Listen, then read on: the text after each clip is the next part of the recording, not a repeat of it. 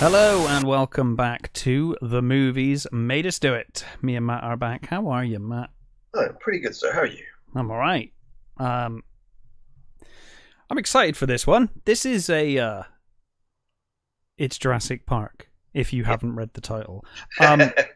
This is, oh my goodness. This film, we'll get to in a second. This film had a profound impact on me as a kid, right? Yep.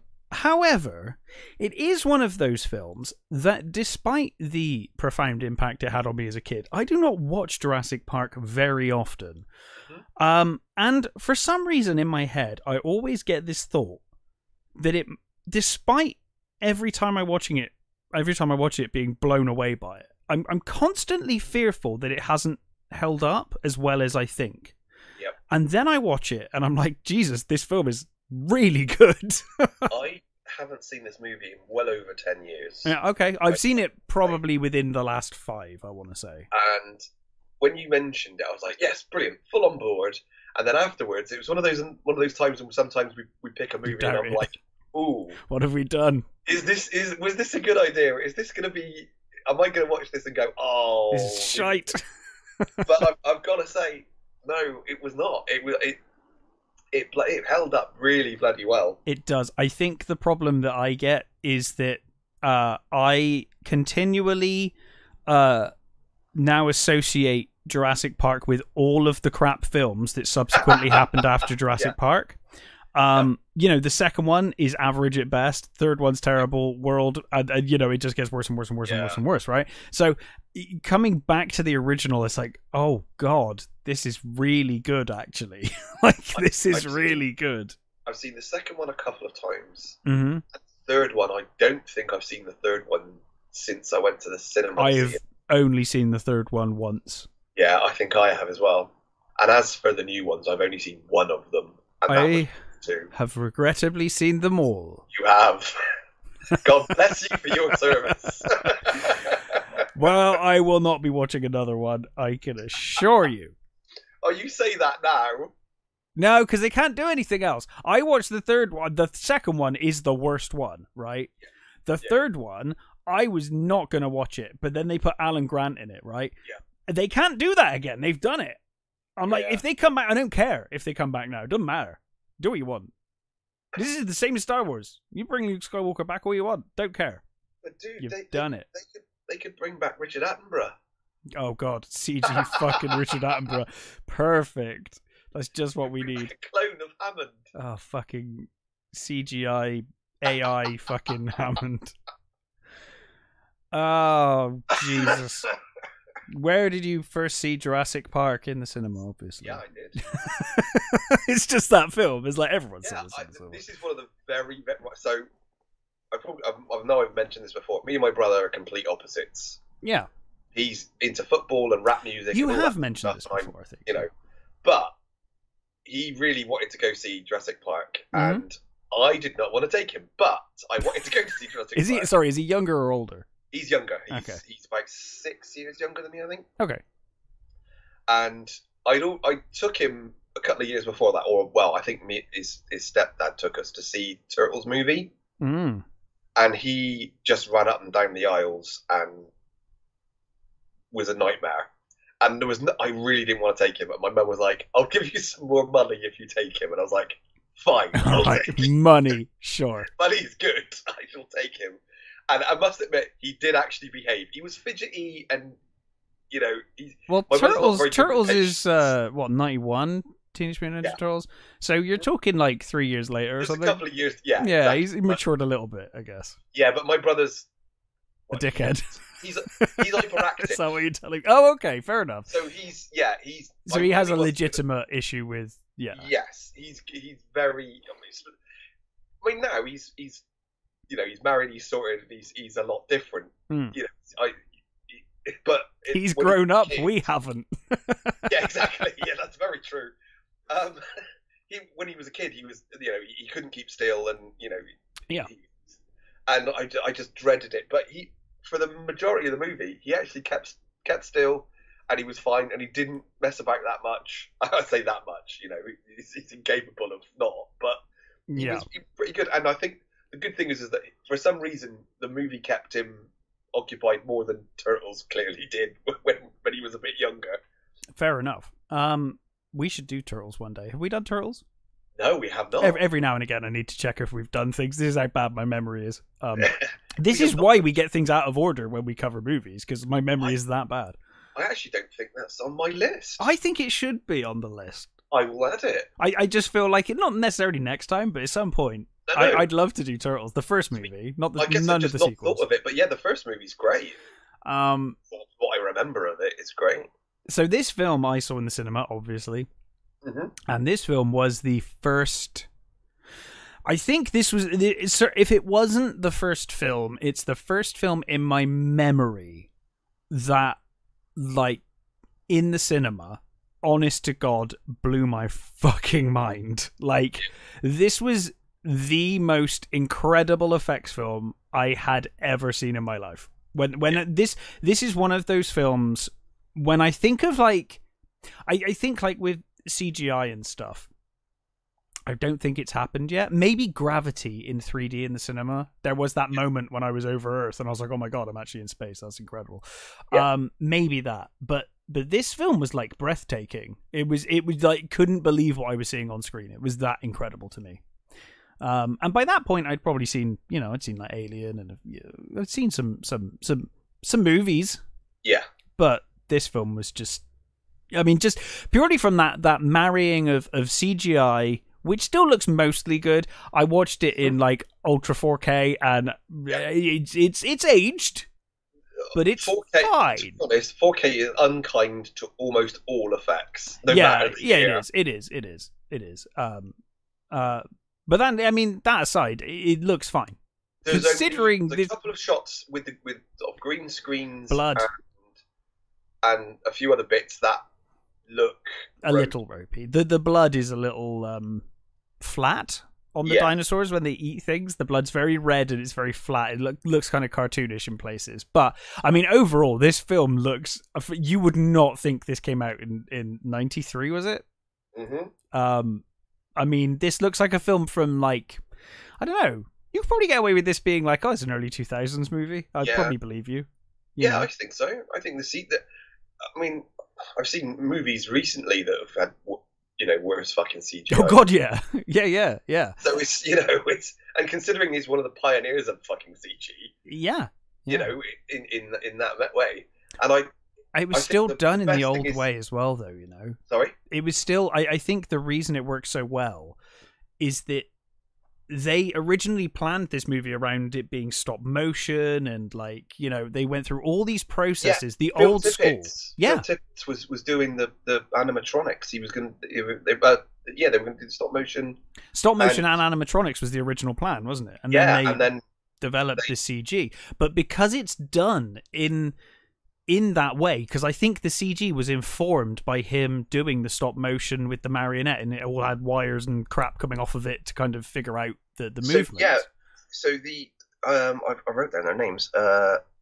Mark Depp and Stephen Williams did the CG, and basically somebody watched it. Annoyingly, I think it might have been Kathleen Kennedy.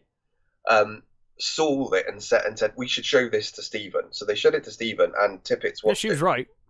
And might be the only time, but she was right. She was right that time. He said,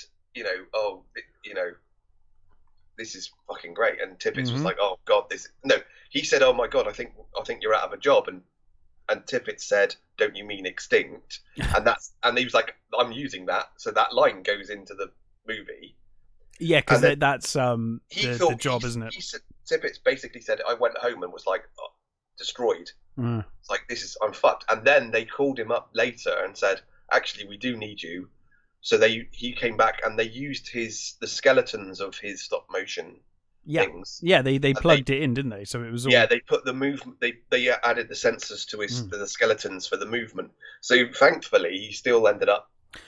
But I think because of that, it's sensible movement. Yeah. Instead of nonsense CG movement, which the later 1990s are absolutely guilty of, where it's like, oh my god, we can make them move any way we want. Whereas this, it was very much like stop motion thought, and that's still based in gravity and reality. And it's not they looked at how elephants move, and they looked at how cats moved, and and birds, and that's exactly they're all. The velociraptors in this film are 100% just cats. They fucking are. Yeah. They are domestic house cats with velociraptor skin. All those great little movements and things. Yep.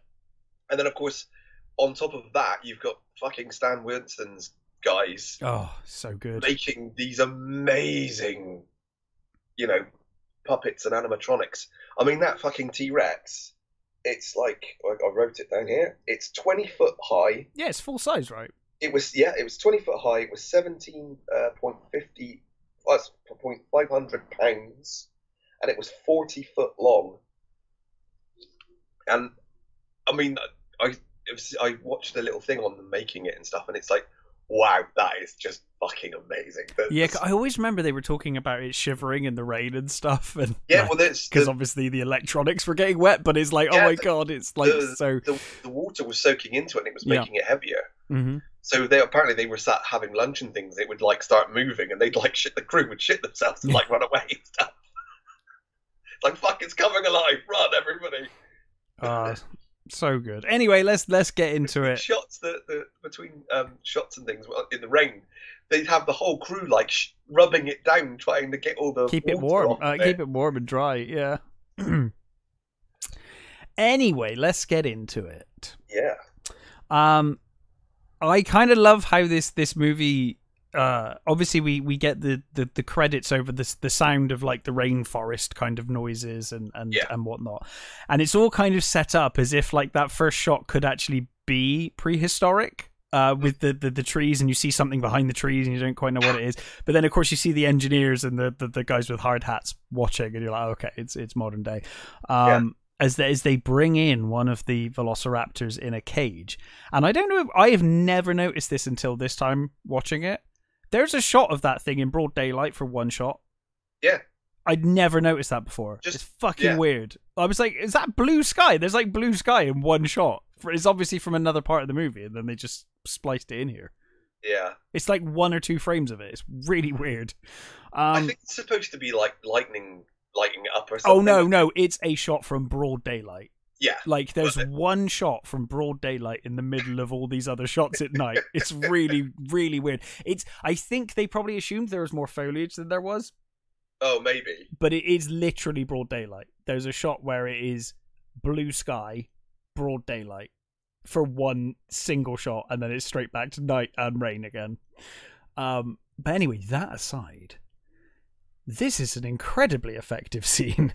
I actually forgotten this scene. Sorry? I'd completely forgotten this scene. Me too. Watching this again, you remember those big scenes, right? There were so many scenes in this film. Rewatching it, I was like, oh my god, I forgot this scene. These scenes are... And a lot of the scenes I'd forgotten are some of the best scenes. Mm-hmm. Because you just remember the big scenes. But there are some wonderful... I mean, this I wouldn't even say is a small scene, but there's some... later on, particularly, there's the scene with John Hammond talking to Laura Dern's character about the flea circus and stuff. I'd forgotten that scene. The scene's amazing, where he's talking about, how he started out and all that stuff, and how he just wanted to give people something real, and there's that whole conference. It's great. I mean, that's one of those things, though, isn't it? Attenborough, I don't think, had made a movie for 13 years. Oh, he still had it. Acted. 100% still had it. And they basically approached him to do it, and because he was an admirer of Spielberg, he said yes. He agreed to come back and do some acting, and his perform. I mean, we'll get to the. He is wonderful in this film. He's such a fucking amazing actor, and so fucking professional. He's just, absolutely brilliant. One thing I will say, I didn't remember him being Scottish. No, he kind of comes and goes, I must admit. Yeah, I mean, when he turns up first, he's very Scottish, and he sort of loses it towards as the game's over. But I was like, I don't remember him being Scottish at all. No, me either. That, again, new one to be rewatching this. Anyway, one of these construction workers is about to have a very bad day. Yeah.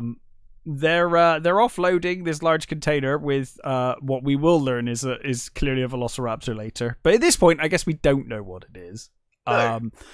And they basically like drop the container, don't they? There's a problem, and the animal creature velociraptor tries to escape.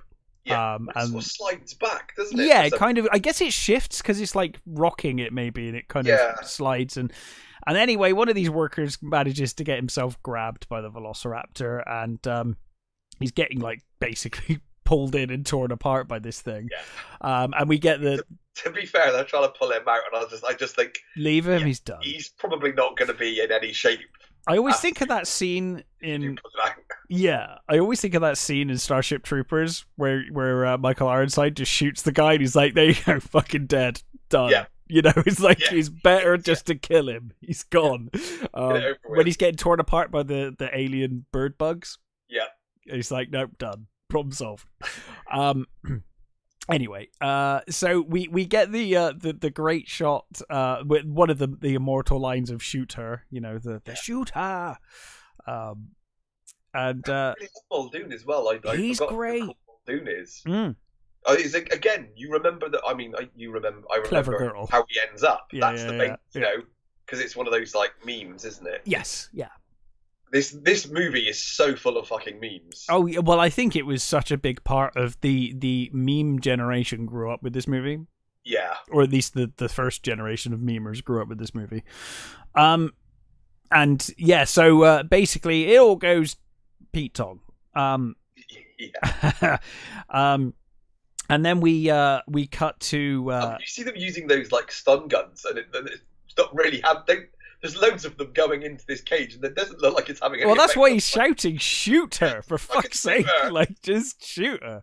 But of course, I'm guessing some of these people, you know, are probably significantly on the payroll enough to know that like this thing is worth a lot of money. Yeah. If I shoot it, I'm probably gonna lose my job. Yeah. But anyway, they're a man down. We then cut to, I guess, sometime later, or at least to the Dominican Republic, anyway. Yeah. And we see this amber mine, and we will soon learn what they're doing with the amber.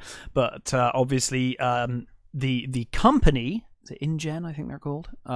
They're mining for amber, and basically, it turns out that if one of your workers gets torn apart by a velociraptor, it raises safety concerns. Yeah. So families don't tend to like that when they've lost a family member. They don't. They get angry about things like that. You know, yeah, they don't like it. Apparently, you have spared some expense, and they're angry about it. So, they've sent Donald, Gennaro, who is, I don't know what his fucking job is. He says he's a lawyer, isn't he? Well, he's meant to be a lawyer, but then he talks like a fucking salesman for half the movie. He's like, "Oh my god, we're gonna make a fortune." I'm like, "You're not gonna make a fortune. The fuck are you talking about? This is not your part. You're a lawyer. Like, you make more money if this goes wrong. You realize?" Well, I'm guessing he must be like have shares. Maybe he's got shares. I mean, full company lawyer, you know, sort of. Yeah. But it's like he's talking about toys and shit, and he's like, "Oh, we can sell toys." And we can. I'm like, dude, you're a lawyer. Stay in your lane. But anyway, he is there, and he's basically saying, you know, the family of the dead worker raising these concerns, and you know, they now want to bring scientific experts from their fields to the park to it's basically just a hand-waving exercise, you know, basically bring them to the park, wow them, they'll back us, and all of this death of a worker will go away somehow. Yeah. Don't think it works that way, but that's fine. I was going to say, I don't know about you, but if my son had been ripped apart by dinosaurs, and then they took me to the park to show me the dinosaurs, hoping that I would go, ooh, dinosaurs. My son's death's fine then. I'm not sure that would work. Well, I always kind of assumed that, like, you know, you go to your lawyer and you're like, hey, buddy, there's been a death at my park. And he's like, okay, so, right. Safety concerns have been raised. Fine. What does your park do? Well, we're basically cloning dinosaurs from DNA. You're cloning. Yeah. Well, cloning's illegal. Yeah. Not in South America, isn't it? Park closed. Problem solved. Yeah. Short film. But anyway, they are going to find. I think that's why they do it in the South America. Yeah, I guess that's the conceit, is that they've moved it there for that it's legal over here. We get away with it somehow. Anyway, we wouldn't have a film, so no. it's fine. Anyway, they are going to get top scientific people. They're going to get Dr. Alan Grant, Ellie Sattler, and they head to this excavation in Montana to find them. They are busy. We learned very early on that Alan is rubbish with all technology. Yeah. That's basically what this scene outlines. He hates kids and he's rubbish with technology. We will learn this in the next 5 minutes. Yeah, they do a very good job of setting their characters up. I actually love this scene. I think it sets them up wonderfully. Yeah, I think it's great. Yeah. They are at a dig site, and they've uncovered fossilized remains of a couple of velociraptors, I think. I think it is, yeah. And I love they've got this newfangled machine that will shoot a hole in the ground. It will shoot a probe or something in the ground. For the sonar, yeah. And I always thought it would be really funny if they accidentally shot one of the velociraptors in the face. Like, oh, yeah, whoa, shit. Skull, yeah. Shit.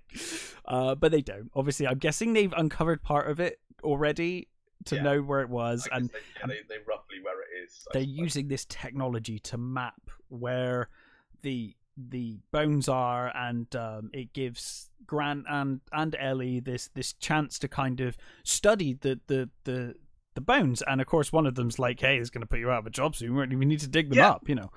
He's like, the technology is going to get so good, we're not going to need to dig them up. And he's like, where would be the fun in that? Yeah, he loves his job. Alan Grant loves his fucking job.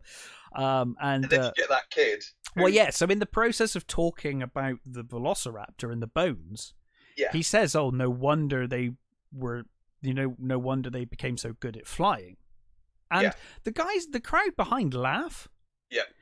And I'm like, I wouldn't have laughed. I would have been like, well, he's the expert, so I just assume I'm just a dickhead on like visiting your dig. I don't know. Like, if you tell me they used to be birds, I'll believe you. You're the expert. You've got to think most of those people there are supposed to be crew, right? Yeah. They're not just tourists, because it's supposed to be a private dig. And that's true. So the fact that they were all laughing, I mean, I don't know where the kid comes from anyway. I guess maybe it's one of their kids. I don't know. Yeah. That's why I said it was like a tour or something. But you're right, actually. Now you mention it. Yeah. It doesn't work. That's what. It's even weirder that they laugh, because you'd think... If you're experts, there's even less reason to laugh. So, yeah, exactly. And he makes this sort of thing about it being a giant chicken or something, doesn't he? Or a giant turkey, is it? A giant turkey, yeah. Yeah, and the kid laughs and basically makes fun. He's like, well, that's not scary at all. And then he takes out that claw. Yeah, and he talks about how they work in packs to basically drag down small boys and tear them apart with their... And I love the way he moves the claw across his body and he pulls it. It opens up your stomach, and your stomach will spill out. And while he's eating you, you'll be still alive. And the kid's like, fuck. So Alan Grant now also needs a lawyer. Yeah. But instead of a lawyer, he gets John Hammond, eccentric billionaire. And that kid, I was like racking my brain trying to think, where the hell's that kid from? And I looked it up. Where else has he been? From Nightmare on Elm Street series. Oh my god! He's the dream kid, isn't he? I had never put that together, but you're absolutely right. Holy shit. Huh. Yeah, okay. So anyway. you get the amazing, the amazingly, like, how, it's like, you know it's a dig. Why would you land the helicopter right in the fucking middle of it? They do this in so many movies, though. It's either like it's an archaeological dig, or someone's hunting animals, or someone's watching animals, or something that requires quiet. You always introduce the helicopter coming directly down on top of it.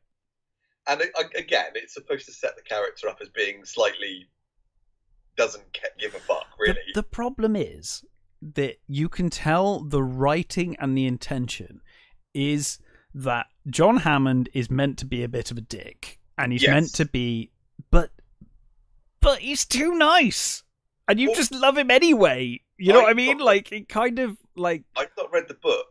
I have, but only once, and in the 90s. It's been a long time. Yeah, and he's an asshole in the book. Yeah, he is much more of an asshole in the book. He's a big business dude. He's all about the money for him in the book. I think Richard Attenborough is just not capable of. He's just too lovable. Oh, have you seen Brighton Rock? No. Dude, see Brighton Rock. He's fucking terrifying in that. Okay, because he's lovely in this. He's just lovely. He became. I mean, it helps that he played Santa. I mean, yes. I mean, it's hard to dislike Santa, and he is very much in Santa mode here, actually. Yes, yeah, and I think that they basically chose him because they wanted that. They wanted to, and they kind of made him as I think Spielberg said, more of a P.T. Barnum type character. Yeah. And, you know, like you said earlier on when he talks about the flea circus and stuff, is that really comes through when he's talking about, you know, that sort of... Yeah. He wanted to please the crowd, and, you know, it was all nonsense, but he wanted... Yeah, well, we'll get there, but...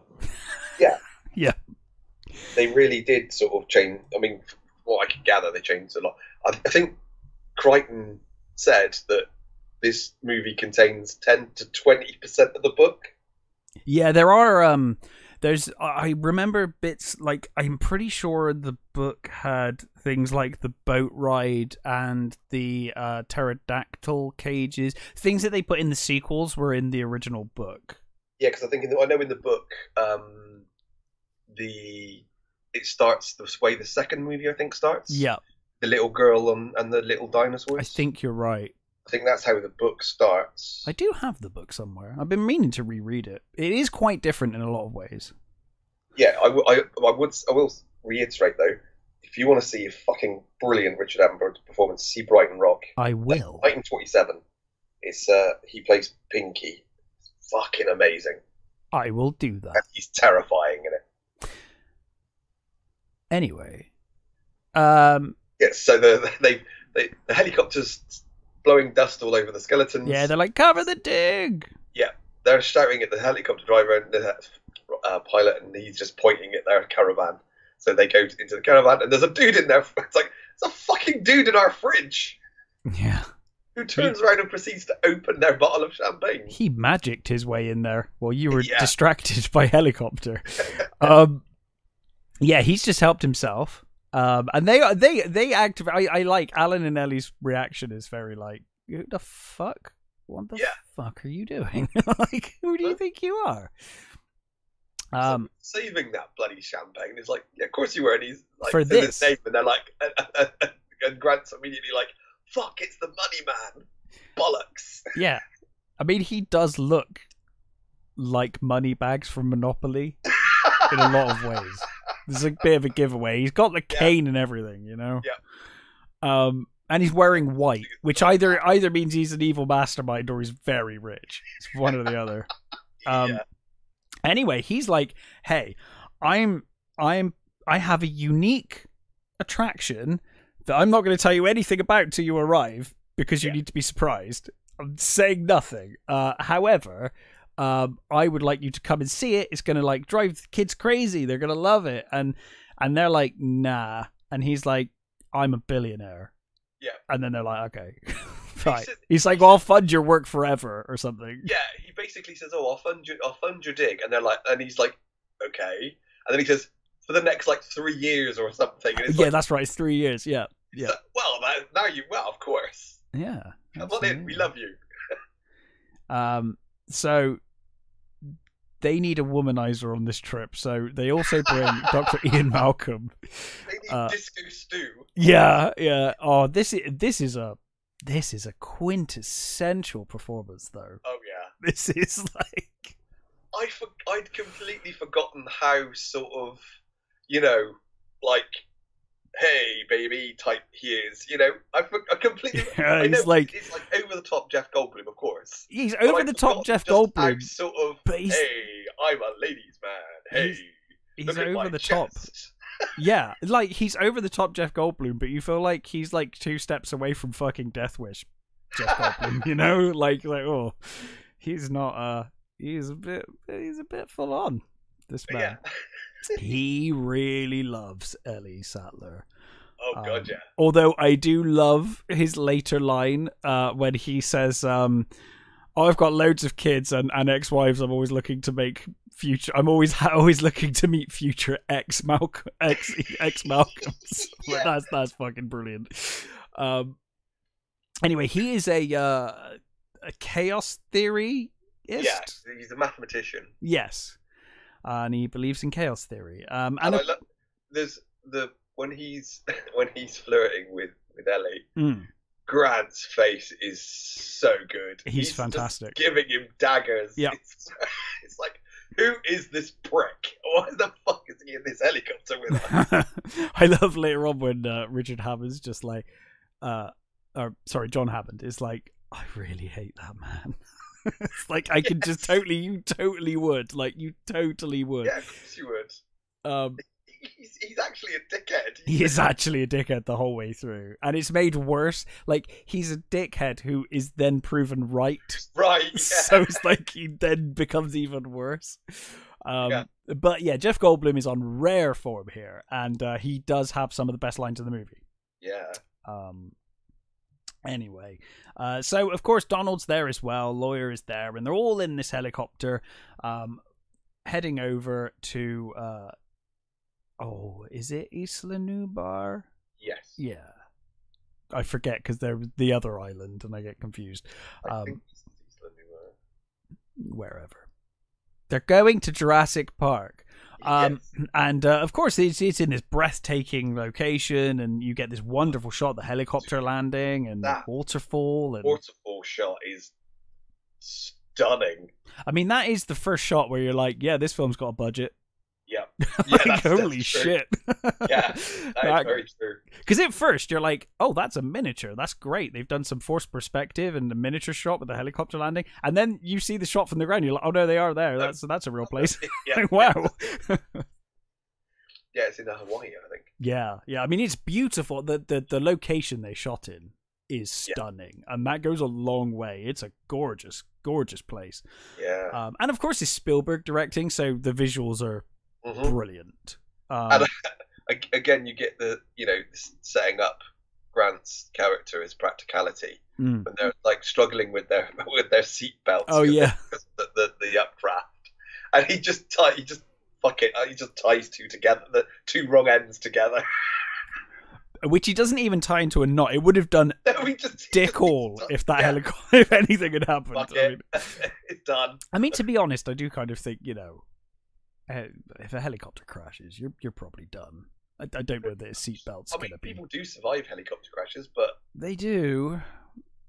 I don't know if you want to, but you can. So anyway, they do land. I do like as well that Hammond's like, well, we'll have landed by the time you sorted this out, dude. like what are you doing? But anyway, they land and off they go. Heading through the park, Ellie finds a prehistoric plant, and she's like, "Oh my god, this shouldn't exist." Have we been introduced to what's his face at this point? Oh god, Nedry. Oh bugger. Because I think we might have got. I think you might be right. I think his introduction is slotted in somewhere around here. Let's assume that it happens here. Yeah. So we get this. I love this shot of I forget his name, asshole spy guy, secret agent dude. I love his introduction on the boat where he's all wobbly and he's like, oh no. Anyway, he is coming to meet Dennis Nedry, who, quite frankly, asshole or not, should have been paid all the fucking money in the world. Because if I was John Hammond, I would have been like, so you're telling me that you basically make everything work? Yeah. Have all the money. just of all people. Do they ever actually say what he did? Because there's a thing later on where Hammond, he's making a big fuss about not getting paid enough. Well, I assume it's like Hammond gambling says, debts or something. I'm not paying you. And then he says, I don't. I don't blame people for what they did, but I do expect them to pay for it. Yes, something I do right? I don't blame people for their mistakes, but I do expect them to pay for them. But they never explain what. I don't think they ever say what his mistake was. See, now I naively thought like gambling debts or something, but he might be a criminal. That's what I was thinking. You might be right. Exactly, because the way Hammond speaks to him in that scene makes it sound like he did something pretty fucking bad. But then that makes John Hammond even more stupid. Because at that point, you're like, dude, like, you could have got a programmer who wasn't a criminal. Yeah. Like programming and a security system is not illegal. It doesn't need a criminal. Do you know what I mean? Like, you don't need someone that's like willing to bend the rules. But I suppose he's controlling all of the interactive stuff. Everything is connected, isn't it? So. But isn't that more of a reason to get like a professional who's not a criminal, or if you have hired a criminal, pay him with a better temperament, maybe. Pay him all the money. He makes the things go, and you need the things to go. Because he also doesn't just do like, oh, he does the I don't know, the visitor center computers. No, he does the locks, the security, like literally everything besides making the dinosaurs and plopping them where they need to be. Like, he is the person who controls the things that stops the dinosaurs eating the people. Yeah. Like, he is the most important. Yeah. Really. But we will come to learn that this is a dinosaur park that didn't think to put locks on the car doors. So there are issues. There are definitely issues. But you almost feel like what's his name? The hunter guy is like the voice of reason the whole way through this movie. Yeah. He's like, for God's sake, I told you to put locks on the doors. And he's the one that's always like first to be concerned about the raptors and things getting out. Everyone else is just like, oh God, the weather's ruined our trip. Yeah. But anyway, he meets with Dennis Nedry, and we get this great introduction where he's trying to be in undercover, right? Incognito. Yeah. And he just outs him in front of everyone. He's like, see, no one cares. Yeah, no one cares. Although it would be funny if like FBI just rushed the places and that's like, oh shit. Everybody's got guns and they're suddenly trained on them. Turns out people do care. But anyway, Dennis Nedry, disgruntled employee of InGen, is not getting paid enough by Hammond, and so he is willing to sell. Basically sell not only his knowledge, but also steal some of the dinosaur embryos that they have frozen at InGen, and give them to I'm assuming it's a rival company or companies. But he does say your company. I'm guessing, is that the company that's in it in the later movies? It might be. I honestly cannot tell you. I've kind of blanked the sequels mostly from my mind, but you may be right. Yeah. I'm pretty sure the second one is just Site B of this stuff. But I think the newer ones. I think the newer ones. Oh, quite possibly, yes. Yeah, quite possibly. So he has basically been tasked by this guy to do that. And he has this whole plan where he's like, well, I control all the systems, right? And I'm going to give myself 20 minutes because I can set it up on my computer, and they'll think it's running like a reboot diagnostic that's going to bring some systems down and up randomly, but it will basically give me a path of escape. I will get some dinosaur embryos and I'll bring them across to you. And of course, he's given the cream, or is it cream or shaving? I thought it was like whipped cream or something. No, it's shaving. It's shaving. He makes a joke about it not being flavored, but it's shaving cream. Oh, okay. I love that prop. You can buy it. One of the I mean, like anything, you can buy it. Obviously, they actually sell those. They actually sell those for. Obviously, they're still a real thing. Apparently. Yeah. But you can buy the prop. But apparently, yeah, the guy, the prop guy, basically said he went to walked around a shop and was like looking at all these things, and that particular brand was like, that's perfect. I like the way it looks. It's the right size. That'll do. And he just bought it and made a prop out of it. Yeah. And it's just so satisfying. It's got that screw bottom. It's got the little click. And it works. Yeah. It's beautiful. It is a really cool little spy device. In the hands of Dennis Nedry.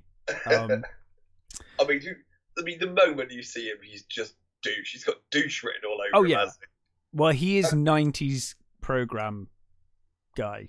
Bless Wayne Knight. He's played some serious douchebags. Oh, he's so good at it, though. Yeah. He's so good at it. And, But having said that, one of my favourite characters of his is I forget what his name is, but he's the dude from Third Rock. Yes. Sally's boyfriend. Yeah, he's fantastic in Third Rock. It's the most unlikely of couples, and they're brilliant. He is absolutely fantastic. Anyway, back to Jurassic Park. They are driving through the park, and they stop, and the film does that thing. That thing that every movie with giant creature does, where somehow they didn't hear the creature until it's right there, and then once they've seen it, it's really loud and obnoxiously loud, but they just didn't notice until that point for the reveal. But I think it is one of the best reveals. Oh, it is. It's one of the most iconic scenes in cinema, I think. Yeah. Like, the way it's done, it's brilliant. I'm taking the piss, but it is a fantastic shot. Of course it is. And like you said, so many movies have gone on to basically just copy that. Oh yeah. I mean, it's not new. I mean, this was happening in Godzilla movies back in the 60s and 70s. It's in Godzilla movies and Kong movies, but where there's even less excuse because the size of those things is like really. But it's a wonderful shot, and it's sold so well by Laura Dern. It's the facials of the two actors. Yeah. Combined with the swell of the music, the slow zoom out. You already know what they're seeing. You know they've seen a dinosaur. You don't know what dinosaur at this stage, but you know they're seeing something. It's amazing. It really is. And the glasses, taking off the glasses. This has been memed to death as well, obviously. Yeah. The Nedry thing, isn't it? That whole, it's what's his face? It's him. He's Dodson. Yeah, Dodson. God, that's it. Fuck, it finally popped into my head. That's another one of those big memes, isn't it? Yeah. Anyway, they see dinosaurs. The long neck ones. I want to say it's a Diplodocus. That's what I wanted to say, but or maybe a Bronchosaurus. I don't think it is. I can't remember. I'm just going to say it's a Diplodocus. I haven't really done dinosaurs since I was a kid. I don't remember. No, me neither. But one of those, or a couple of those. I mean, the thing is there's two big dinosaurs that everybody knows, and most people I know, their favourites are one or the other. Yeah. Triceratops and T-Rex were always the ones growing up. There you go. And then Velociraptor became a thing because of this movie. Sorry? Velociraptor became a thing because of this movie. But that's what I was going to say later on, actually, when we get to the Velociraptor stuff. Because I came into this movie wanting to see a Triceratops and a T-Rex, and I left this movie a massive fan of Velociraptors. So. Yeah, I think that was this did great sort of thing for velociraptors, because I don't even think as a kid, like when I was a younger kid, I don't think I even knew what a velociraptor was. I certainly didn't. I mean, I had dinosaur books and stuff, and they probably were in it, but it's not a T-Rex, and it's not a Triceratops, and it's not a Stegosaurus. Yeah, I was going to say Stegosaurus gets kind of shafted in this movie. But... Yes, that's true.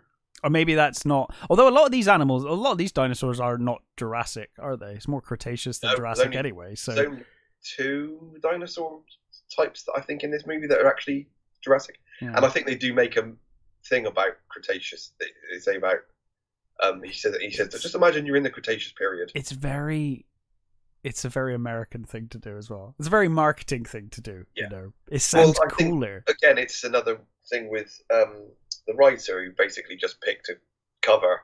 Yeah, and like the cover, so I don't think it really matters. No, and I'd forgotten this. Crichton also wrote Congo, Westworld. Oh, Westworld, yeah. So it's like, same movie, right? Same movie. Something for Parks, doesn't it? Parks going wrong. There is a really boring film that no one but me really wants to see, and I kind of think that's why I was nicer and kinder to Jurassic World than I should have been.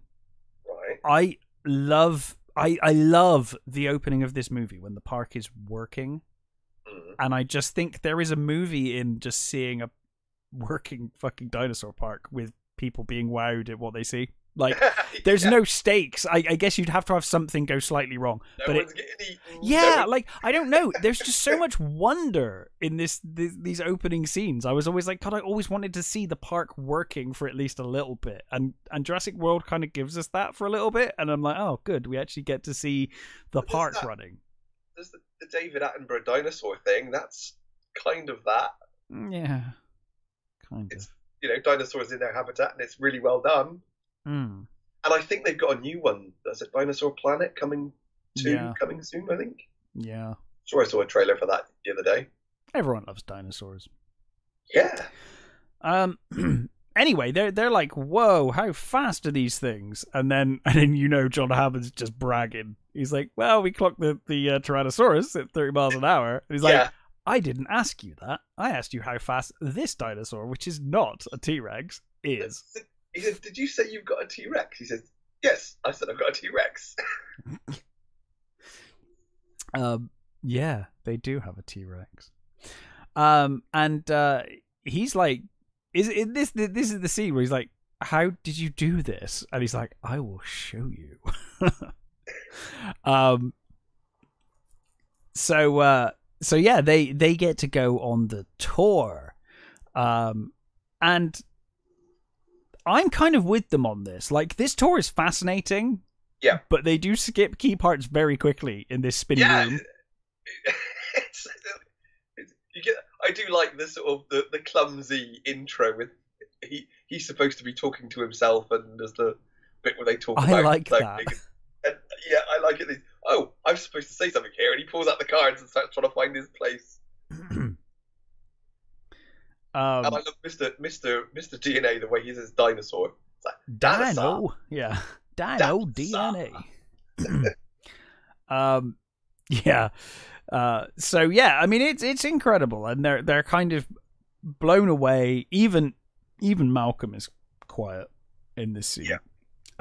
But yeah, they go on the tour, and I they do like that they think they're just sat in an auditorium, and then the bars come over their legs and it starts moving along. Yeah. So they learned that it's basically they were harvesting dinosaur DNA from mosquitoes that were caught in amber.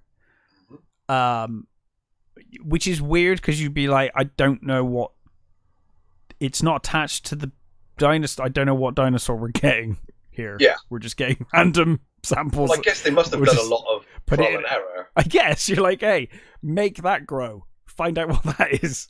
Yeah. But anyway, so they've done that, and they filled in the missing gene sequences because Alan Grant quite quickly points out, he's like, well, we've never found like a full genome. That doesn't work. And they filled it in with frogs, which will become important later. Then the thing comes down and they start doing the tour, and we get the lawyer says one of the dumbest fucking things. I mean, not only does he call it autoerotic, which is funny, but the fact that you thought they were animatronic people, like that would be, to me, animatronic people that move that naturally and look that natural would be more impressive to me than actual dinosaurs. Like, that's amazing. You've made androids. This is again, we're not in Westworld, okay? I guess his mind is so blown. Yeah. Do you think that was a reference to Westworld? That might have been a reference to Westworld. It could have been. I'm not sure. Yeah. Anyway, so they're like, "Hey, we want to see the dinosaurs getting born. This is really important." Yeah, we want to see the gestation and all that sort of stuff. And I'm like, "Can we stop and can we get out of this?" And he's like, "No, you got to finish the ride." And then Malcolm's like, "Right, on 3." Yeah, three of them just break the bars. And I love the lawyer's like, "You can't do that. Can they do that?" Yeah. They've done it, my friend. Yeah, they have done it. Anyway, they see a dinosaur getting born.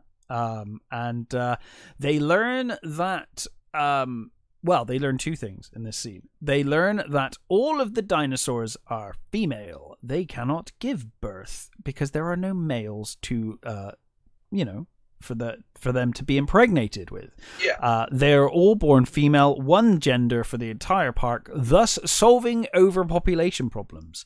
And they also learn that the cute little thing is a velociraptor. They breed raptors.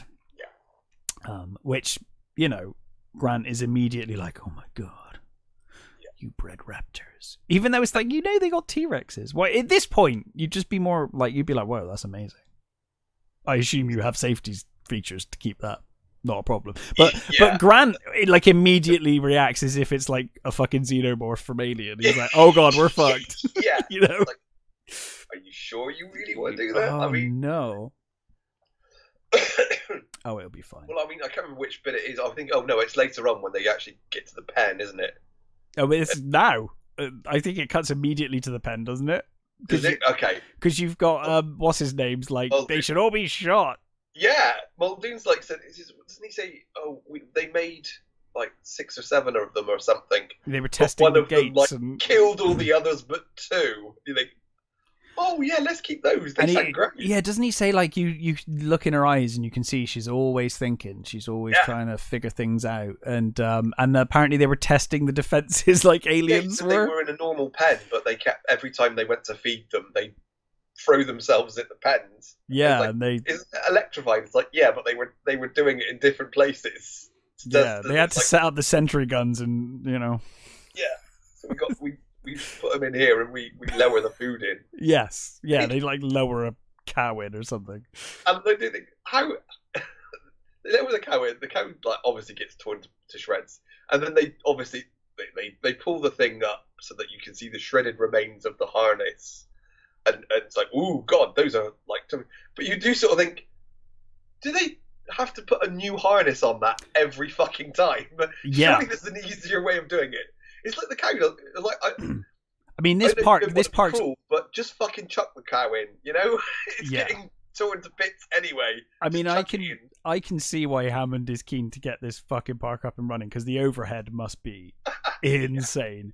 Yeah, because they literally destroy the whole harness and everything attached to it. It's like, whoa, okay. And then upon seeing this gory mess, Hammond's like, I'm famished. Let's go and have some food. What is it? He says it. Our chef's made. It's not sea bass, but it's some. Spared no expense is the line throughout this film. Yeah, he's made some sort of. Yeah, it's sea bass or something like that, isn't it? Sea bass. He says it's some sort of sea fish dish, and it's like none of them look remotely. No. Yeah. Well, at least it wasn't. No. At least it wasn't beef. I guess that would have been more inappropriate. Yeah.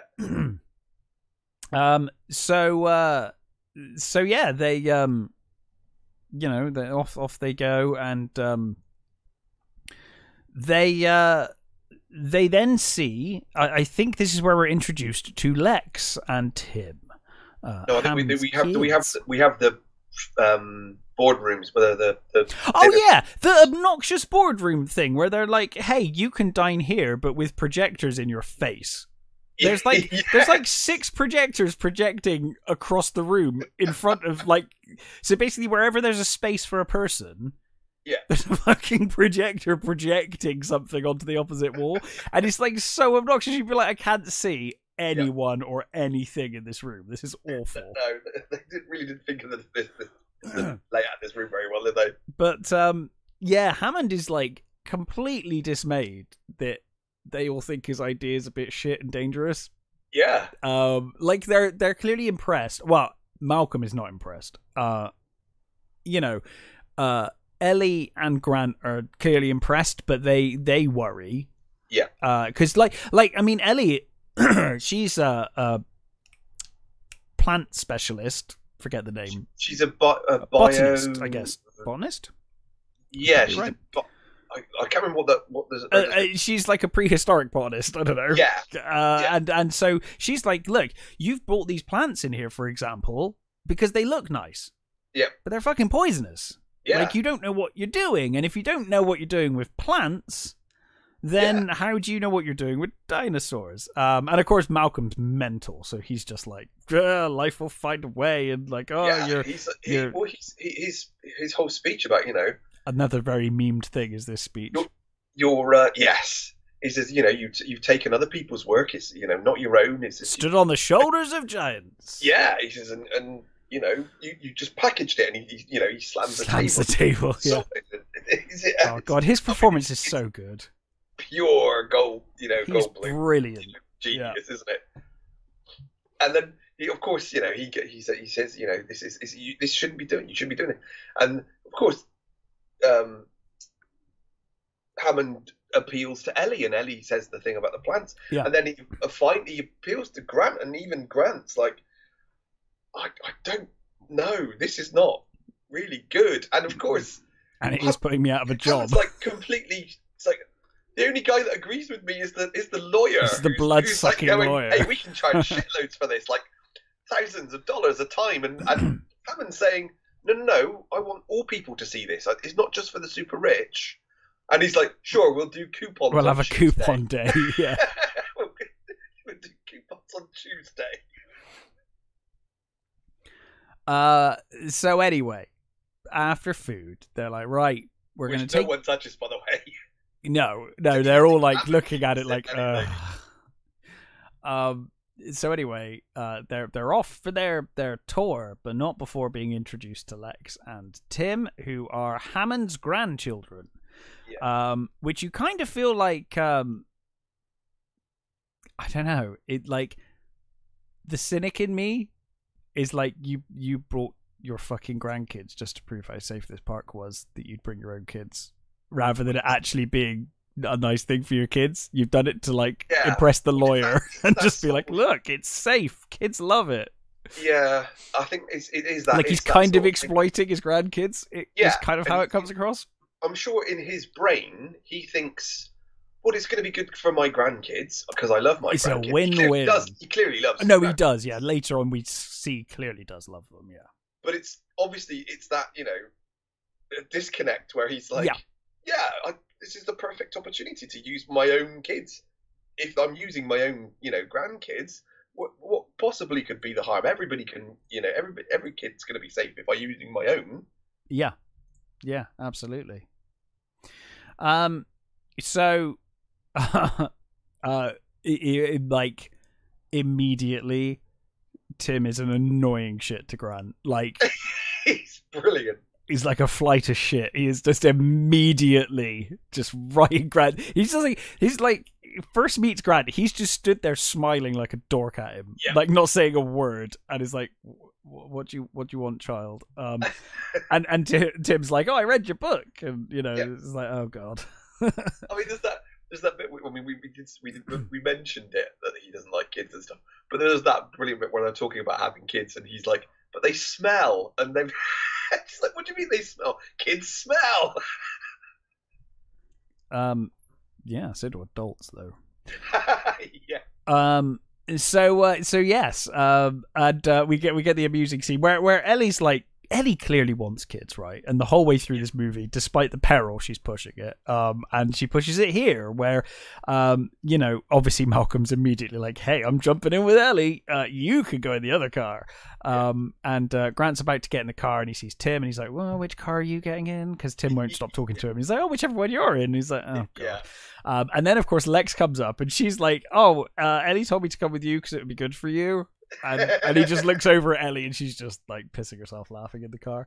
And I love that bit where he's what's the boy's name again? Tim. Yeah, Tim's like, I read this book. It was bigger than your book, and I read this, and they said pictures. This, and you said this, and this in your book, and he's like ushering him into the car. And he's talking, and he's sort of stood there waiting, and then he shuts the door on him and just walks off. I love when later on Lex pretends to fall over, and then Grant picks her up, and it was just a ploy to hold his hand. She just keeps holding his hand from that point on, and Ellie's like pissing herself. I really love their relationship. Ellie and Grant are fantastic. I don't think because she's clearly got a crush on him. Oh, maybe. I think she's clearly got a crush on him, and I don't think you would get that in a movie these days. Oh no, God no. But that's how it's just a funny. It's just a I've funny read moment. She's got a crush on him. Right, I'd not actually read it like that, but okay. I just thought it was a cute, funny moment. I love a couple of times where she's looking at him. Sure. And I mean, maybe I'm reading too much into it, but well, I mean, maybe she does.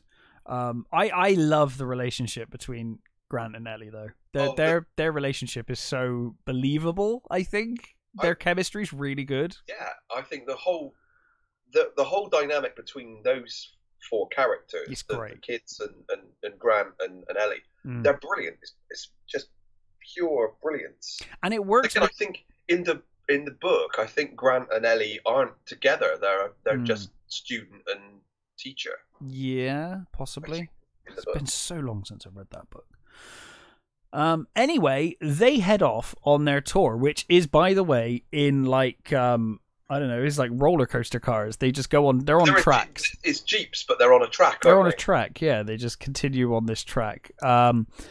And those, I do love those. Me too. I always have massive respect when you see someone, because you see a lot of, kit cars and Ghostbuster cars and all of that. But when you see those, you're like, oh, you don't see that as often as you probably should. Because that looks awesome if you've got one of those and you've done it up to look like that. It looks cool. And to this day, it looks cool. You see them, you're like, yeah, that looks really cool.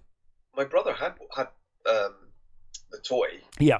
He had that. He had a couple of Raptors, and he had some of the smaller ones. Dino Damage. Yeah. I always remember the advert for that where they made this massive deal out of like Dino Damage that you could do to things. I always remember that, and there's certain adverts that stick in your head. Like I always remember the Aliens adverts as well, the toys, Aliens toys adverts. You get that one with the wings and stuff, and the... Yeah, they were like, wait a minute, some toy, some guy in the boardroom for the Aliens toys was like, wait a minute, so you're telling me that if they gestate in a creature, they take on the features of the creature? Like, we're gonna sell a lot of toys. This one's a spider, and one of my favourites, which it looks terrible, but isn't it? Is it Ripley in a alien suit? Yep. Yeah. That's a thing. They did there was a comic once where the aliens ended up on a zoo planet, and the whole point of the comic was like it was a fucking excuse to have every alien ever. Like, we'll have elephant aliens and we'll have Yeah, I remember that. It wasn't very good, but as a kid you're like, oh, that's cool as fuck. It's the covers, it's for the covers. But anyway, this is, I think, where we are first introduced to Arnold, played by Samuel Jackson. They're in the computer room, in the main room, and obviously Nedry's there, being a slob. I think we have heard his voice over yes, the panel, we've heard him, but I think this is the first time we see him. Yeah.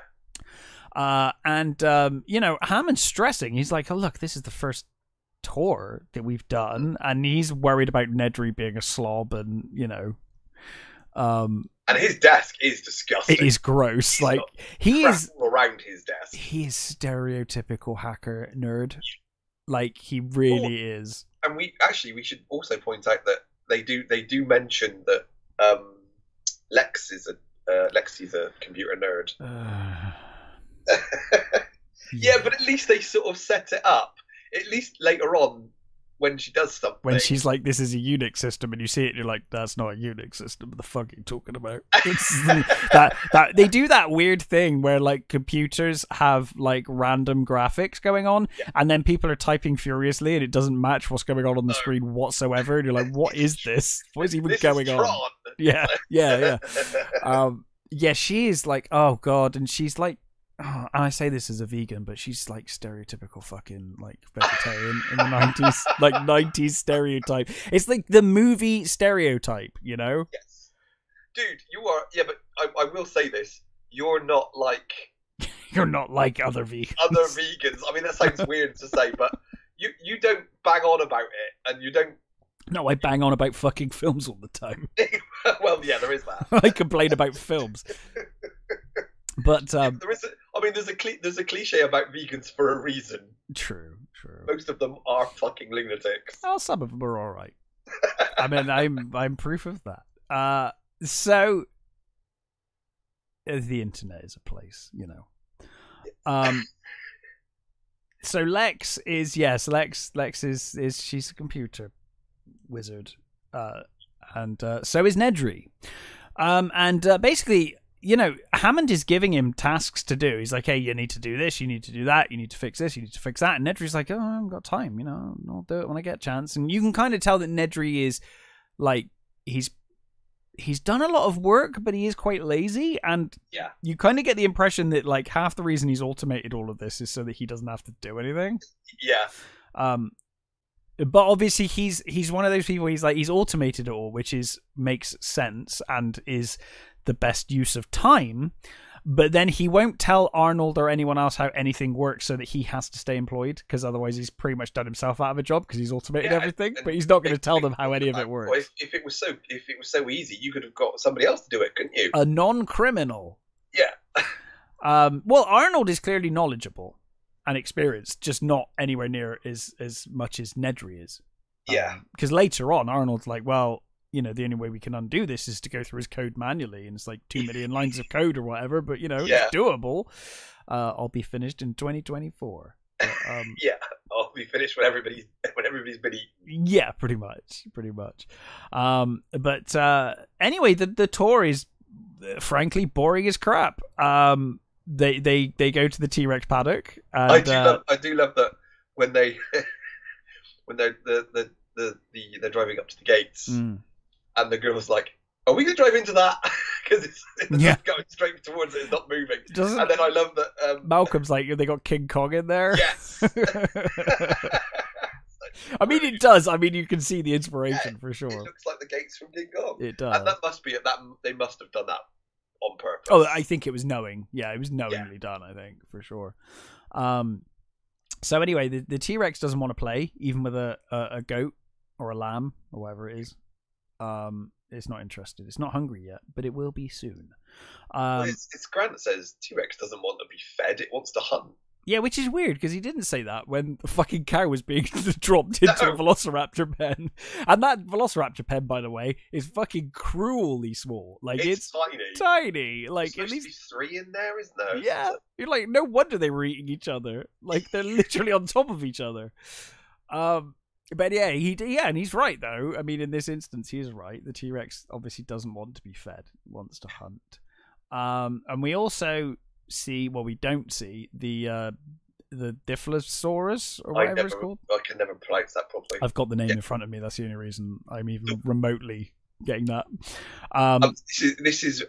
This one, the Fanny Spitty one.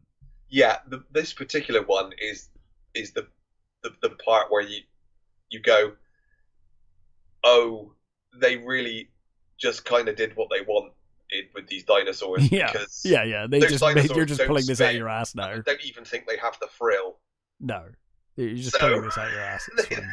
There's a lot of inaccuracies in the dinosaurs in this movie. The thing I love is like it's so like socially ingrained now that when you see a lot of these dinosaurs on screen in films outside of Jurassic Park, they look like this just because they're like, well, it's kind of just what a T-Rex should look like now, because that's like Jurassic Park defined how these things look, even if it's subsequently been proven not to be the case. Yeah, I mean, the biggest one is the fact that a lot of these dinosaurs now, they're widely accepted that most of them had feathers and weren't scaly and they look a certain way. No one ever fucking draws them like that, though. No, they did do it in Jurassic Park 3. There's evidence that some do, but in most films that use dinosaurs, you still don't see them look Didn't like they that. inexplicably add feathers to the Velociraptors in 3? Yeah, later on. I feel like they did, just for no reason. And then in World, they went back and they were like, nah, actually. Yeah, I think they give... Is it a male they give feathers to, I think, in one of them? I think that might be the conceit. Yeah, you might be right. But one of the funny things that with the raptors is they wanted them to be bigger, because apparently the raptors that existed, that they found at that point, were all quite small. So the raptors they built were bigger than existing raptors. Right. And then after the film came out, they found evidence of a new species of raptor that was much bigger. Right. And I think bigger than how they... So it was even bigger than what they... So they were like, we willed it into existence. That's how they put it. It's like, what's it called? The Secret or whatever it is? When you've got... It's that scam where you have to think really hard about what you want and visualize it. And then it happens. Yes. I think it's called The Secret. Is it Universal... Yeah, universal ordering or whatever it's called. Yes, that's it, universal ordering. Yeah. There's a fucking... Noel Edmonds believes in that. There's a lot of... It's amazing the things that people believe. And you're like, wow, they believe that. Okay. You say it's amazing. Is it, though? It's amazing, especially because I guess, a lot of... Well, unfortunately, because of social media, the mask has slipped somewhat. But pre-social media, before these idiots had social media and started blurting every thought that comes into their head out, there was this mystique around celebrities, and you're like, oh, they've clearly got it together, these people, and then you're like, oh wow, they believe in that. Okay, cool. I think when you think about stuff like like the 30s when some of them got into the occult and stuff like that. And you think, well, that sounds at least sort of fascinating and interesting and stuff. And then you think, you get like, I don't know what, like about 10 years ago, the flat earthers started getting more traction again. Yeah. And you think that's just mental. That's like, anyone can disprove that. How did the flat earthers gain traction and members? That's just fucking weird. How did something so easily proven wrong become a thing? Like, anyone can prove that. But I suppose it's mind-blowing. You say that, but then I suppose to the normal person who, only has the evidence of, like, saying, watching stuff on TV and all that sort of stuff, there is a certain amount of, oh, well, but, where's the proof? Did you not do the curvature of the Earth thing in school? Oh, of course we did. Like, because we did an experiment in school with, like, rulers and shit. Yeah. So it's like, still... proven. There you go. Done. Yeah. Still. Anyway. I can't imagine that we have many universal ordering or Scientologist or flat Earth fans, but if we do, sorry. Yes. It's silly. But it's fine. Believe what you want. Absolutely. Believe what you want. Believe what you want. Anyway, let's move on. This is a rubbish tour. T-Rex is a no-show. Dilophosaurus. Dilophosaurus. Spitty Boy doesn't turn up either. And they're disappointed. But they do find a knackered Triceratops, which gives them a good excuse to stop. I like that because he sees it in the distance and he's like, "What's going on down there?" And he gets out, and he's doing the chaos theory thing. He's doing the chaos theory thing, and he's being all charming to Ellie and stuff, and she's clearly being charmed by him. But he like creepily plays with her hair and stuff. It's I know it's so really? like that. Yeah, it's creepy. Even in the 90s, guys, this was creepy. Yes. This is creepy behavior when he's playing with their hair. She seems to be into it, though. Yeah. Weirdly. Well, I guess it turns out they actually got together, so I guess maybe in real life the actors were into each other. Maybe there's a bit of that coming in. Yeah. Now, do you think, because, like, I'm guessing it was part of the script, but I feel like Malcolm, everyone leaving the car, and then Malcolm being in the car on his own and giving the line of like, well, and now I'm in the car talking to myself, blah blah blah. Yes. Like, I almost feel like that could have been ad-libbed because it's such a Jeff Goldblum line. It feels totally like a Goldblum. It's such a Goldblum line, and it might not have been.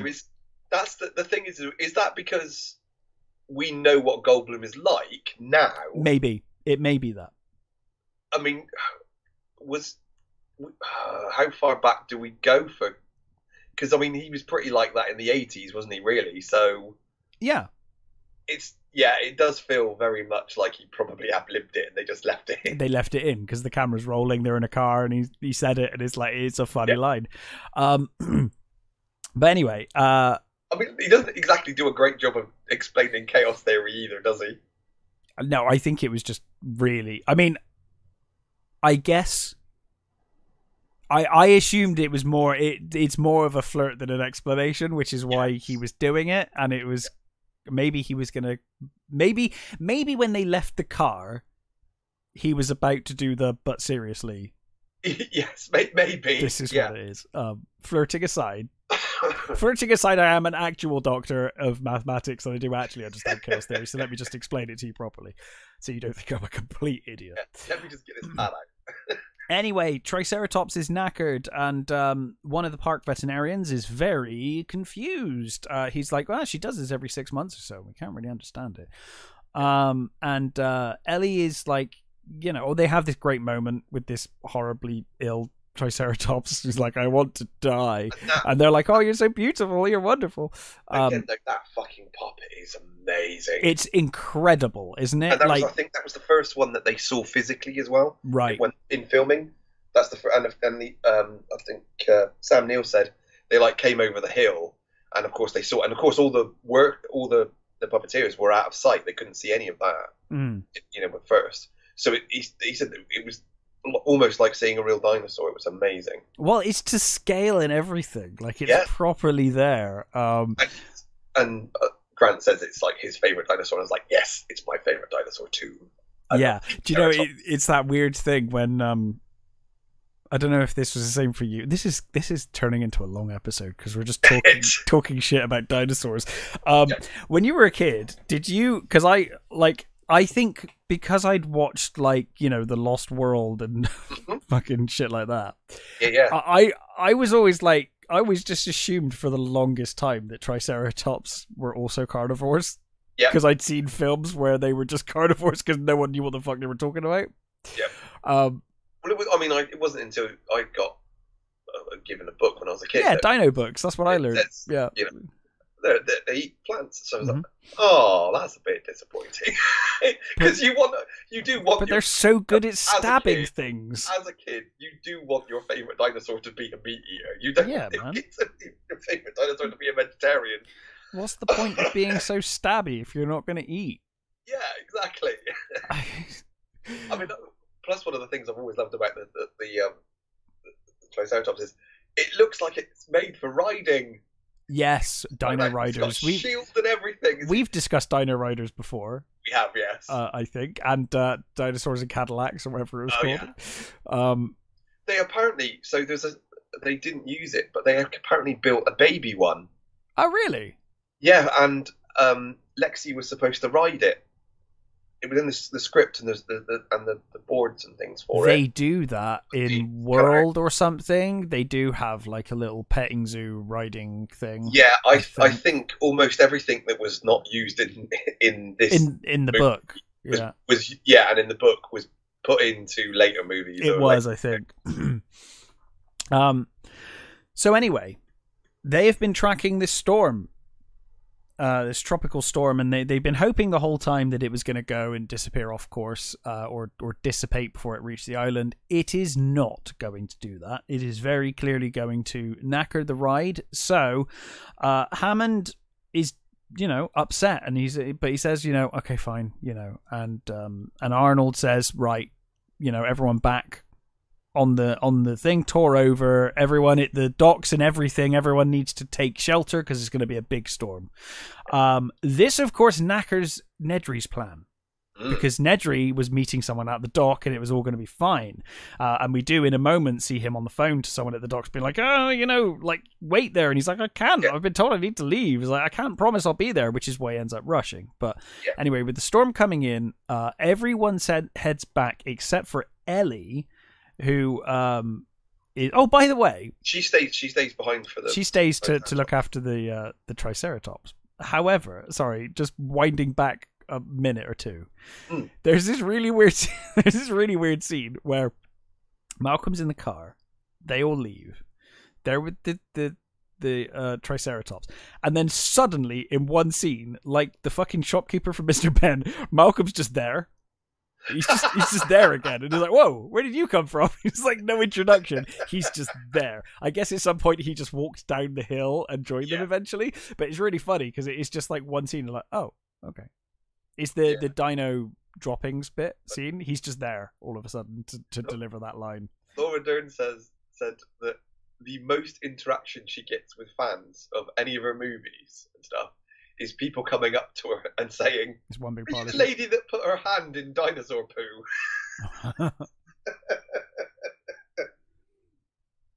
I guess you can't choose your fan interactions, can you? No. She's convinced that they are eating some of the fauna, which is making them ill. Yeah. It turns out that's not the case. Her theory is wrong. She puts her hand in a load of shit for nothing. And she's like, oh well, disproves that. But anyway, she stays behind while the rest head back.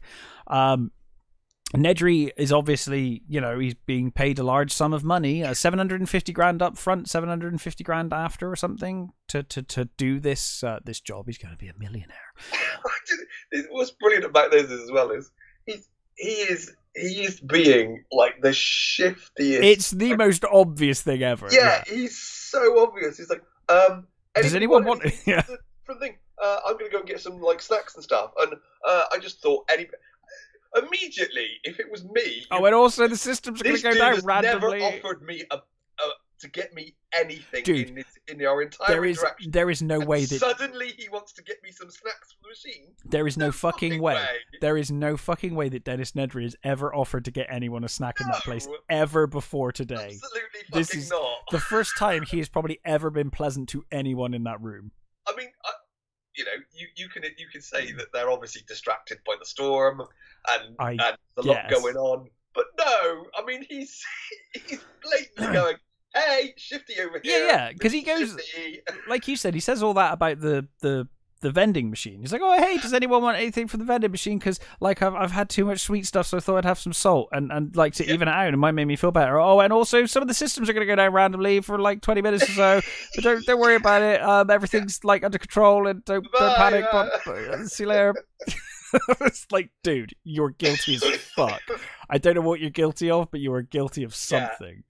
I guess that Arnold is distracted by Hammond because Hammond's like freaking out, and Arnold's like, "Look, this could have been a lot worse. Like this, we've just cancelled the thing. We'll do it tomorrow. Could be a lot worse." So, like you said, maybe they're just really distracted. Yeah, like super distracted. And also, we should mention that while they were in Hawaii filming, they actually did have Hurricane Iniki. Really did turn up. Oh shit! So some of the outside footage is real footage of Hurricane Iniki. Oh, okay. Well, while it's there, I guess they're like, "Hey, cameraman, go out and risk your life." It's a really lovely story, and it's pure Britishness, and so they all got told when they were in their hotel. They all got told to move to the ballroom for safety. So they all moved into the ballroom, and they all, put up lights because the lights went out, and they set up stuff, and they all had to sort of, look after each other in the ballroom. Richard Attenborough stayed in his room and slept through the whole thing. Right, and when he came down the next morning, that's such an old man thing to do. Yeah, when he came down the next morning, they said to him, "Richard, how did you sleep through all that?" And he said, "Oh, my dear boy, I lived through the Blitz." I was just gonna say he probably lived through loud noises. Yeah. It's the most quintessentially British thing you can say. Yeah. Wow, I didn't realize they filmed some of that actual storm. That makes a lot of sense. Yeah. I don't think it's much of the outside footage. No, but you're like, the storm's here. We can do it as well. When you see the water hitting the shore and stuff, that was all from the actual real footage. So anyway, I don't know. They don't say this at any point, as far as I know. I think all that Dennis Nedry has to do is steal the stuff. Yeah. But it seems that he cripples the systems almost on purpose. And I was wondering whether part of the plan that wasn't really in the script is that he was meant to disable the park and leave them all shafted. No, what happens is I figured this. Okay. So because Hammond says there's a bit where he shuts down a specific run of park.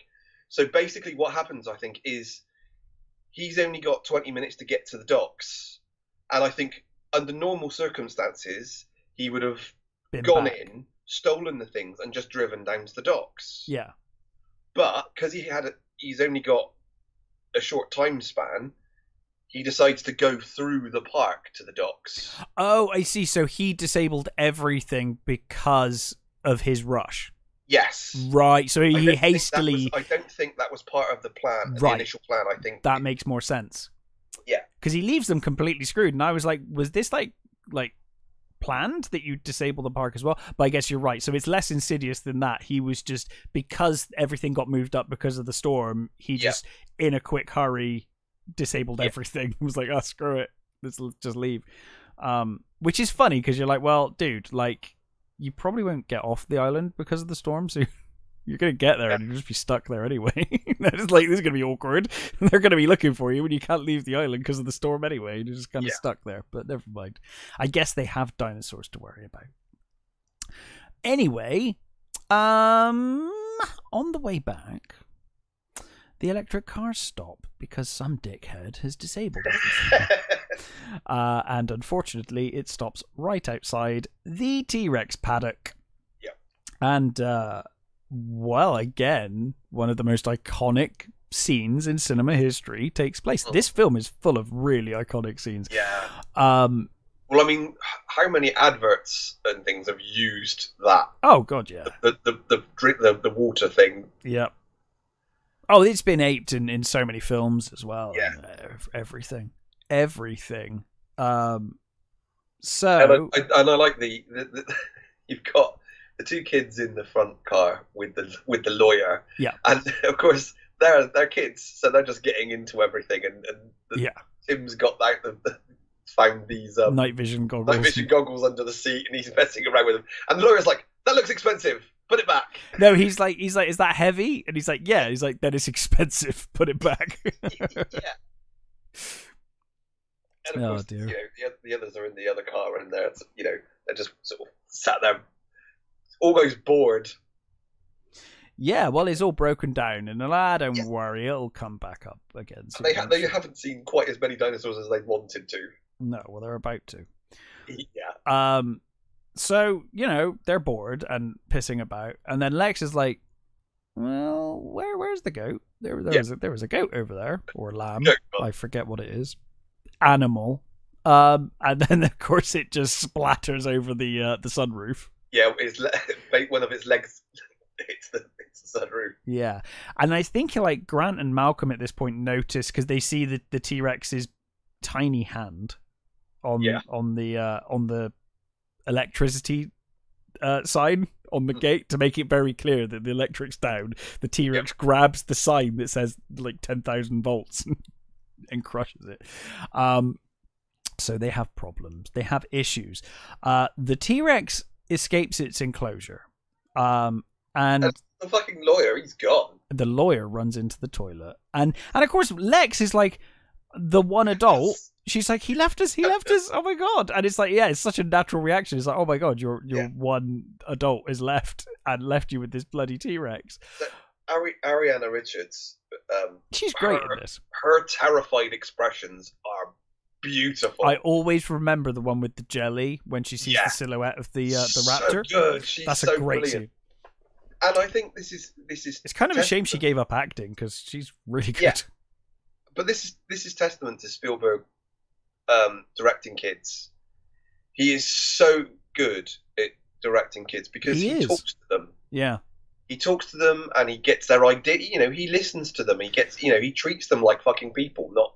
You think back in, I mean, nowadays kid actors are a lot better than they used to be. Mm-hmm. Back in the day, I mean, like they always used to be quite. We've talked about this a lot. They did, but Spielberg did it, man. He always got good performances out of kids, pretty much always. Because he talked to them. Because I think there's still, even to this day, there's somewhat of the child about. Well, and it's things Spielberg like knows how kids' minds work. Yeah, and it's doing things like shooting E.T. in order, scenes in order, just for the kids' benefit, to make it feel more real, and they'll be more upset when E.T. leaves at the end and dies because they'll be invested, and like he really thinks and plans the film around the children, and like you said, talks to them and just brings out those performances, and it shows because the actor playing Tim is fantastic as well. Yeah, he is. He's great. They're both fantastic. But anyway, the T-Rex escapes, and obviously, like you said, the lawyer runs away. And then they're like, oh God, what do we do? What do we do? And they panic and turn the light off, which attracts the T-Rex's attention. Well, Lex finds a torch, doesn't she? And she's pissing about with the torch. And Grant says, oh, its vision is based on movement. And then torch is flapping about. Yeah. And apparently T-Rex vision not based on movement. Apparently they've got hawk-like vision. Yeah, they're birds, man. Yeah, so sad, but it works for this movie. It works for the scene. Yeah, it works for the scene. Plus, this is. I mean, I love that when the head comes down on the windscreen. Oh, it's such a great shot. And I don't think it was supposed to come through properly. It looks so cool though. But I think it was too heavy. And it came from, accident. So I think the kids weren't expecting it. So they were genuinely terrified. Yeah. And they just went, we'll keep that in because it looks really good. Yeah, we'll just assume that it's really tough glass or something. Because it kind of, you think at that point, it would have just shattered at the point. And I do, those poor kids, they've got their hands and their feet pushing against this glass as the T-Rex is pushing back against them. It's so cool. It's so goddamn cool. But obviously realizing this, Grant and Malcolm realize they've got to do something. And Grant sensibly grabs a flare and lights it, gets the T-Rex's attention, then throws the flare back into the paddock where the T-Rex came from, and the T-Rex starts heading there.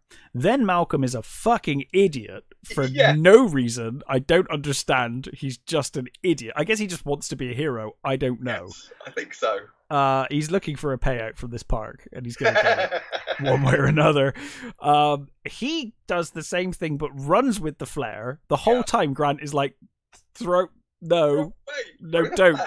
do that. The opposite of what you're doing. I just told you its vision is based on movement, and now you're running with a flare. And it gets to the point where, like, Malcolm's like, oh, actually, shit, I should throw this flare. But by that point, the T-Rex is like, no, I'm eating you now. Like, this is not... I'm not going after the flare when I can see the meat sack running in front of me. Like, I can literally see my meal now. And I don't know what happens here. So Malcolm jumps somehow I think the T-Rex hits him into the shack. Is that okay? Because there's a really awkward shot of the T-Rex coming through the shack where the lawyer is, but then Malcolm kind of flies off camera from over the camera. I think he hits the T-Rex sort of hits him into it. I guess it hits him like up and through. Yeah, okay. So he gets sort of buried under the debris. It saves his life. So it saves him. And it's such a good shot where you've got the lawyer. It's such a good shot. The lawyer's there with his trousers around his ankles. He's not. I always think he is, but he's not. Oh, is he not? No, he does have his trousers up. Oh, that would have been so much funnier. No, he doesn't have. No, although I guess why would he? I suppose he's terrified, and it just would have been funnier. I think most people think that. I think in my head, like I know. Like in my brain, he's there, like trousers around his ankles, newspaper in his hands. You know, detail, and it's not. He's actually got his shorts up. You're probably right. It's probably like, why would he have his shorts down in that scene? It just sounds funnier, and in my head, I think my brain's just added that detail unnecessarily. It's like it crosses with the scene from the Goonies, doesn't it? Yeah. With the water. So anyway, he gets eaten by a T-Rex. And yummy yum yum. It's a wonderful shot, wonderful scene. Yeah. Lawyers, they're like Nazis, aren't they? It's fine. Yeah, exactly. It's fine. They're like, when they go, you're like, okay, cool, fair enough. Lawyers can get killed. It's fine. It's fine. Exactly. And he's done nothing to redeem himself up to this point. He is just a smarmy, sleazy twat. I mean, to be fair, he hasn't. He's not. He's just. He's not Dennis Nedry levels of ass. Yeah, he's not Nedry levels of. But he is all about the money and all about exploiting everything. Yeah. You know, he is almost more the Hammond of the book, really, isn't he? I think so. That's the like his traits were kind of put onto this lawyer dude. I guess that's the gist I got from what I've heard of the book. I vaguely remember that in the book. I really need to reread it. So anyway, the kids managed to they managed to escape in the I think Lex and Grant. Well, they don't, do they? Because the car gets hit off the edge, which is their escape. The T-Rex comes back and knocks it over. Yeah, they're still in it. They fall out of it. There's that great scene where it's like spinning around and all this stuff. It's so good. I love it the way it's like the T-Rex is like almost like it's gutting it. It's it's behaving as you would expect. It looks fucking cool. Yeah, and Lex gets out.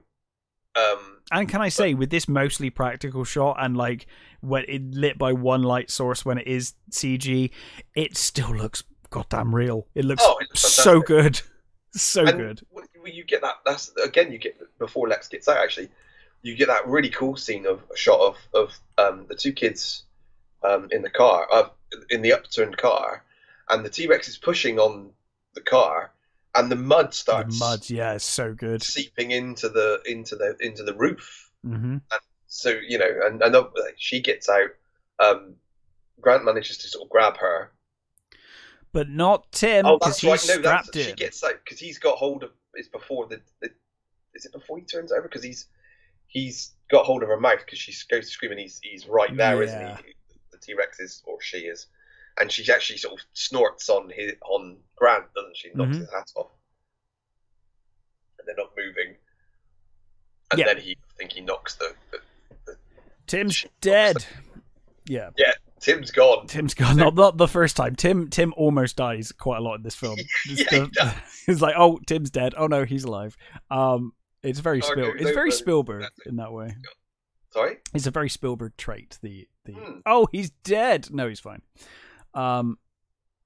But anyway, so meanwhile, Nedry has a bad day. He's lost in the park because I guess being lazy Nedry, he's probably never really driven through the park very often. He probably does the shortest route to work every day. He's driving through the actual. He's driving through the park. Enclosures. Yeah. So he doesn't know what the hell he's doing, and he ends up missing the dock and. And then he sees one of the signs, doesn't he, for the docks? He's like, "Oh, where am I going? Where am I going?" And he sees it. Drives into it, doesn't he? He sees one and then drives into another, I think, doesn't he? Because he's distracted by one, and then he's sliding in the mud, and then he hits one, goes off the embankment.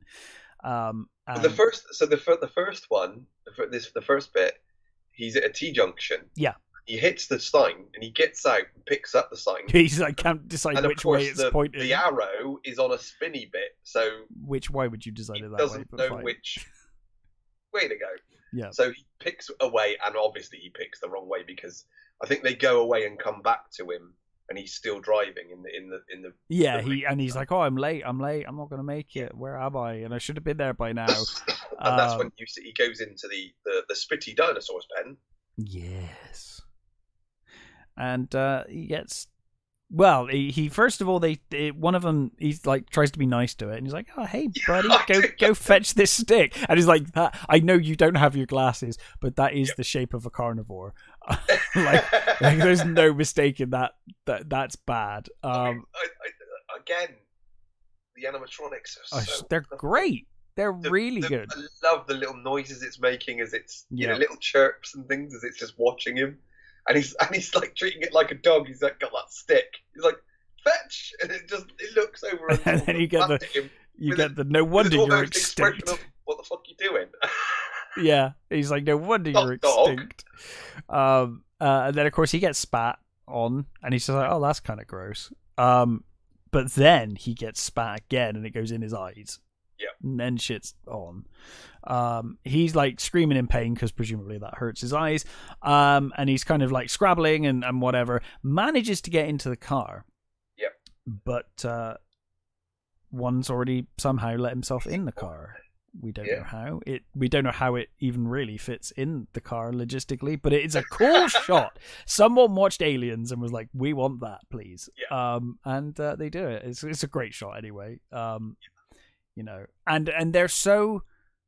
They did a really good job with this dinosaur where it's clearly a carnivore and it's clearly nasty. Yep. But it does look kind of cute when it's making the cute noises. And then all of a sudden it does the hiss and the thing. That's it.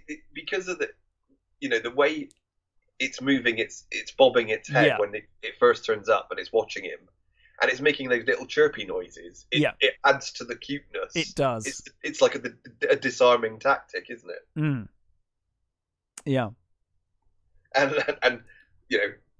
one of the great satisfying dickhead deaths. yeah, for sure. And then for some reason we see the bottle, the shaving foam, get covered in mud. Well, I think it's just showing how futile the whole fucking thing was. Yeah, I guess. Yeah, all this destruction for that, and for nothing. It's never going to get found. No. And besides I think he says it only has like it'll keep it cold for like 24 hours or something. Yeah. So it's like it's fucked anyway. It's a waste of time. So meanwhile, Sattler and Muldoon. Muldoon's been asked by Hammond. He's like, would you mind going to get my kids? Because I'm a bit worried about my grandkids. And actually, this is one of the things I like actually, and it's added on later. So Muldoon says, okay, he goes to this thing, he grabs a gun and he goes, and Ellie says, I'm going too. Yeah. Muldoon says nothing. He just walks out and she follows him. Yeah. And I really like that. And then later on, we're going to get there, but later on when Ellie says when they're doing the power thing, mm-hmm. Hammond says, I should be going. Because I'm a man and you're a woman. And she says, about chauvinism and stuff. But I like that they did, Muldoon is a younger dude. He shows none of that. He shows none of that. Yeah. But Hammond is, this is a dude from the 40s. Yeah. Of course he's going to be a bit more chauvinistic than, a 90s dude is. I mean, chauvinism's still around, but it's not as prevalent as everybody likes to fucking say it is. But that I like the fact that they put that in, and the fact they acknowledged that the younger man was more just accepting of it, and he's kind of stuck in and you kind of think like, especially with his wealth and stuff, he's probably had quite a sheltered life for a lot of his life, because I think he's a self-made billionaire, right? I think it's clear because I think he said he started the flea circus thing when he had no money and whatever. Yes. But because he sounds like he's one of those entrepreneur immigrant immigrant rich people, that came over with nothing and yes, made themselves, made him the man he is. Yeah. Yeah, absolutely. But anyway, they head off. And there's a great line here that I missed until this time. I don't think I'd ever noticed this line before. They get to the fucking outhouse, and Muldoon's over one side, and Ellie's on the other side of the camera, and he's like, Muldoon's like, I think this is Gennaro. I think this was Gennaro, and like Ellie's like fucking 4 meters away from him, and she's like, I think this is too. And it's like, yeah, there's just bits of Gennaro everywhere. Yeah. They find a moaning Malcolm who has been severely injured but gets over being injured very quickly. He goes from like barely conscious moaning to like, I'm fine, get me away from this fucking T-Rex. Yeah. They're like, oh, should we risk moving him? And Malcolm just sits up and he's like, please risk it. Yes. As they hear the T-Rex in the distance, they get in the car. Amazing car. I love this short little car chase with the T-Rex chasing them. It's fantastically well directed. Again, I think in the book the T-Rex chases them in a boat. I think. There is a boat ride in the book. I distinctly remember a boat ride. But yeah, this is a fantastic shot. And then you also get the line from Malcolm afterwards, like, is this going to be included in the rides? Like, yes. They got this ride. I loved it. Faster would be good. Yeah, it must be faster. Yeah. Oh, so good. So good. The Grant manages to get Tim out of the tree. Yes. Meanwhile, that's a great scene as well, where the car, which is aped a million times after this movie, with the car falls on them, but they manage they fall through the sunroof, so they get out, and you do that fake out, like, oh, they've been crushed. Oh no, they're fine. The whole sort of him coming down the lines with Lexi on his back, and that whole Grant moving the steering wheel when they're in the tree, though, was like, dude, you're an idiot. Like, what are you doing? Yeah. But yeah, it's a great shot. It's a great set piece. Yeah. In general, I think. Anyway, they got him, and fresh from one tree, they climb another. Tim says, "I hate trees," and she's like, "What are you talking about?" Because there's just trees. You weren't in the last one. yeah, which is a fair comment.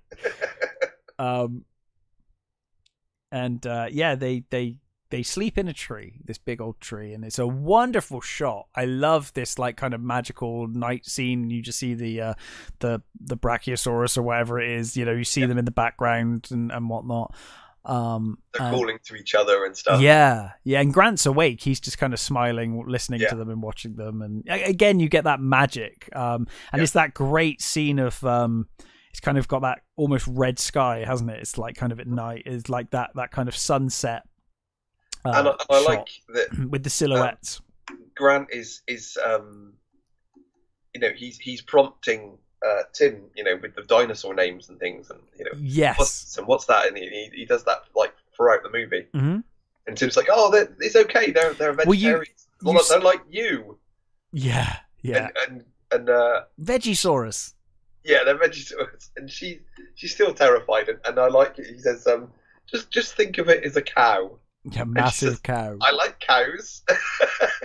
Not sneezy cows. Yeah, it's got a cold. Yeah, well, that's great, because they plant that seed a little earlier where he's like, oh, it looks like it's got a cold or something. It's like, so look well. And of course it sneezes all over and covers her in snot. These are the scenes which I think it does a very natural job of showing Grant coming around to kids and liking them by the end. Yeah. And I think the film also does a good job of the kids, primarily Tim, being an annoying shit to begin with, and then by the end you like him. Yeah. Like, it does do a really good job with these kids, where you start off, you almost feel the way that Grant does to begin with. Yeah. And then by the end of the movie you're like, oh, actually these kids are quite cool, which is where Grant is. It's really well done. It's a lovely scene. He sits back and then he's surprised when they sort of they They start snuggle in and snuggle into him, and he's like, "Oh, that's weird." Oh, I'm and a dad now. Shit. Yeah, he pulls the sort of he's on like a twig or something, and he pulls it out. And, you know, he settles, and by now that I think asleep. They say, you know, are we going to be okay? What if they come back and he's like, I'll stay awake, and they like almost immediately fall asleep Just on pass him. out. Yeah. It's a beautiful little scene. Yeah, and you know, obviously we do get to see some of what I really want from the film. You know, where you see like, hey, not all dinosaurs are evil monsters. There's this beautiful moment here. Yeah. Oh, we did that in the wrong order, didn't we? Because that's right. Because they fall asleep and then the dinosaurs wake them up. Yeah. Yeah, we did that slightly wrong order. Yeah. Sorry. Yeah. But yeah, wonderful scene. So the park is screwed. Yes. And everything's down now. Arnold's like, well, we're fucked. We've got to go through like 2 million lines of code one by one. Hammond. They got that. It's like brilliantly annoying Nedry message. Didn't say the magic word. So just goes, it's like, fucking please. Do you realise, Dennis, that you've made this presumably for yourself? Because that's going to come up anytime you type in the wrong password. Like a picture of yourself telling yourself that you didn't say the magic word. Or is it maybe that he just put it in the whole system so that anyone does anything wrong on any computer, it comes up? I guess that's probably what he's done. Yeah. But yeah, so Hammond suggests the radical but logical decision of like, well, if we turn everything off and on again, it will reset back to the original. We'll reset it back to the original factory settings, and everything will come back up in its default setting, which presumably means locked and phones on and everything on, right? Yeah. Arnold's like, dude, we've never turned the power off. Like, it might not come back on. But we don't know what this will do. But with little other option, they decide, you know, that's what they're going to have to do. So we get the second or third time that one of the few catchphrases that didn't really catch on, the "hold on to your butts" catchphrase, which is said several times by Arnold. I guess there's just too many lines in this film. Yeah. Otherwise, it would have probably got picked up. But they turn off all the power, turn it back on, and it goes back to the default setting. They do manage to do that. However, some of them are tripped, and so they need to go and manually turn things on from this other building, which is right past where the Velociraptor pen is. Yeah. So Muldoon's like, let me get my shotgun. I'll come with you and go to restore power. Hammond is going to direct them with the blueprints, and Malcolm is going to be the blueprint holder. Arnold goes first, doesn't he, Arnold? Yeah, Arnold goes first. They don't hear from Arnold, so then they're like, I've got to go find Arnold. Yeah. And yeah, so and again you get that meme, another Jurassic Park meme of Malcolm sort of stretched out with his chest bared, and I mean I've seen that picture so many times. Yeah, I mean it is an iconic image. All sorts of things have used that fucking picture. Yeah, I mean that's been printed on everything. Yeah. So yeah, Arnold. Sorry, you're right. Arnold disappears, and Muldoon and Sattler head out to restore power and find him because you know what happened to him. Yeah.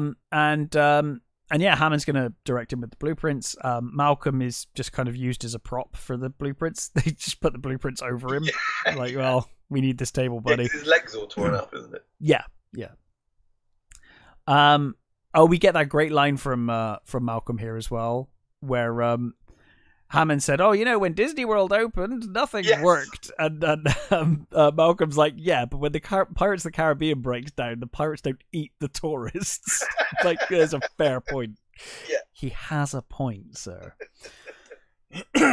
Although Westworld is a film where you can see the animatronics killing people. Yeah, they don't eat the tourists. But No, they shoot crap out of them. Yeah. So anyway, off they go. We did miss the I guess I can't remember which order that happens in, the Gallimimus bit with the it's the next day, but I think it's around, because they do the power thing at the same time, don't they? Climb in the fence and the power thing. So I know somewhere around here they see the Gallimimus get attacked by the T-Rex, which is kind of cool shot. Yeah, and there's the flocking patterns, and it's like, oh look, they're like birds when they're trying to get away from a predator. I love the fact that he doesn't even realise what he's just said. He's just fascinated by watching these Gallimimus, and I think the kids sort of like, does that mean they're running away from something? They're kind of flocking towards us. Yeah. And we get the slightly dodgy, due to age, looking shot of the T-Rex attacking the Gallimimus. It looks great, but it's aged a little. Good. It's still pretty good. Yeah, for the age of the film, it looks incredible.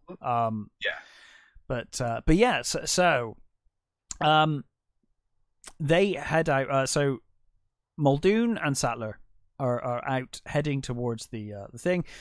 Muldoon suddenly stops her, and he's like, "We're fucked." Like, he's like up there, they're hunting us up in the trees. I can see one.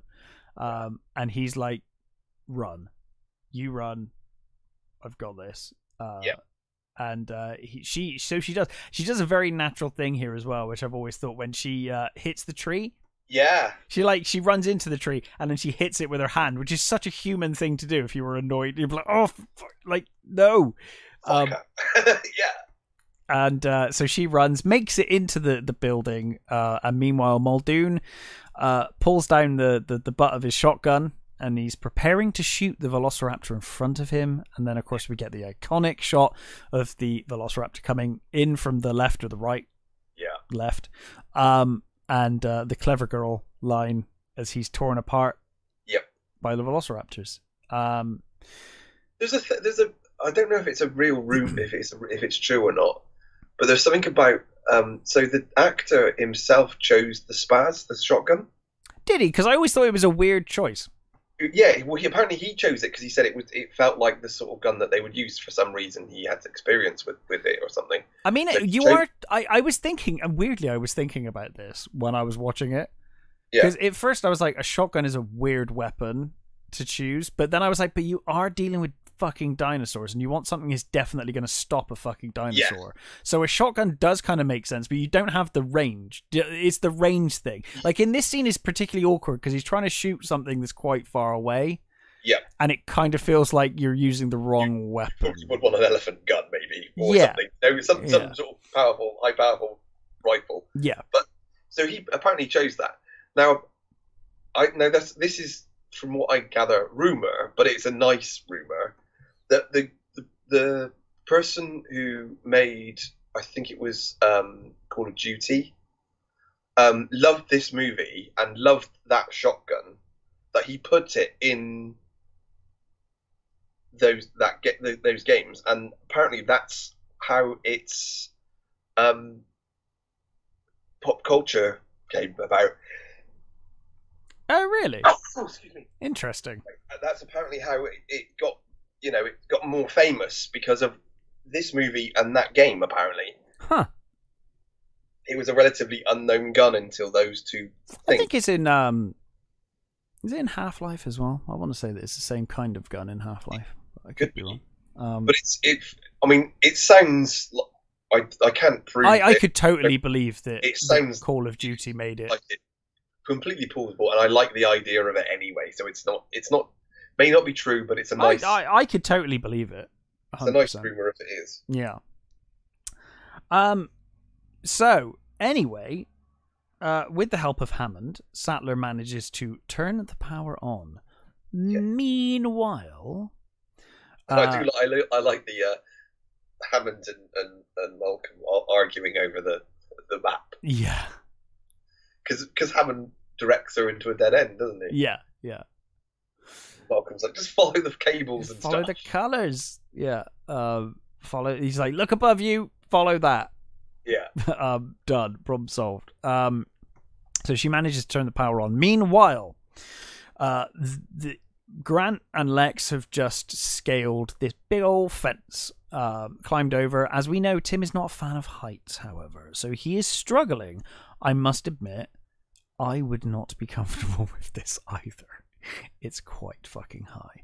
It's the getting over the top bit that would freak me out. Going up and down, I'd probably be fine with. But I loved climbing stuff as a kid, so I was never a problem. Yeah, I'd be fine with that. So it's perfect. That whole fence is perfect for climbing. It's a good. Yeah, if it wasn't electric, they wouldn't build it quite that way, but it works. Dude, this is the park that doesn't have fucking locks on their car doors. I mean, yes. This is, come on. There were some things they did not consider. Yeah, definite oversights, shall we say? Yeah. Oversights that, according to Muldoon, they were literally told about several times. Yes. So yeah. Anyway, Tim is refusing to come down, and then the lights come on, warning that the fence is about to become powered. They get I love that they get him to count to 3. Yeah. And he gets to 2, and the electricity goes off, and he flies off with like smoke everywhere. Shot across, and Grant catches him, right? Yes. He kind of catches him as he's about to hit the floor. And they think he's dead. Second Tim fake out. He is dead, technically. Well, technically, I guess he stopped breathing, hasn't he? I guess whether he still has a pulse, I don't know. But yeah, they managed to bring him back to life, and I love that he says 3. It just makes me laugh every time that he's like 3. Like he just turned off and just turned back on, and he was like, continued this final sentence. And again, Lexi's reactions to her brother as like possibly dead are great. Yeah, she's like, really good. Around crying and yeah. And I what's really good about Tim as well is after he's bleeding from his ears and he's got burn marks on his hands, which is great because a lesser movie would ignore that. Yeah, but it is like, no, that would really fuck you up though. Like that's he's limping around. He's fucked for the rest of the film. He's in bad way, the poor little bastard. Yeah, but I like that detail. Yeah, because a lesser film would have been like, oh, he's fine now. Yeah, no, this kid's got fucking blood coming out of his ears and he's like horribly burned on his hands, and he's kind of knackered. Because like later, you're right. Like with the Velociraptor scene that we're about to get to, he's like he can barely run. He's like kind of limping. He's all kind of fucked up, and like he's like and he's got little. Dude got electrocuted and thrown off of like a 10-foot fence. Like he's fucked. Like he's not good. But it's all right. He gets some jelly and ice cream. He'll be fine. He does. He gets loads of gatos and things. Oh yeah, he has the gato. She has the jelly, so that she can do the amazing shot. One of the best reaction shots ever. I love this shot in a minute. So yeah, they managed to make it to the like visitor center, I guess, is where they get to. Grant's like, oh well, just have some food, guys. Like, there's all this food there, and they're like excited. It's probably the first time these kids have been not terrified for the last 24 hours. Yeah, so. And I guess there's a sort of sense of, it's a sealed building. It's a safe place. And yeah. stuff. They're fine. Mm-hmm. It's okay. They're inside now. As long as nothing else has been locked inside, we'll be fine. Yeah. So Grant leaves them there, and he basically is like, well, I'm going to try and find Ellie and everyone else. You're safe here. Safe building. I'll go search for the others. So he leaves them there eating.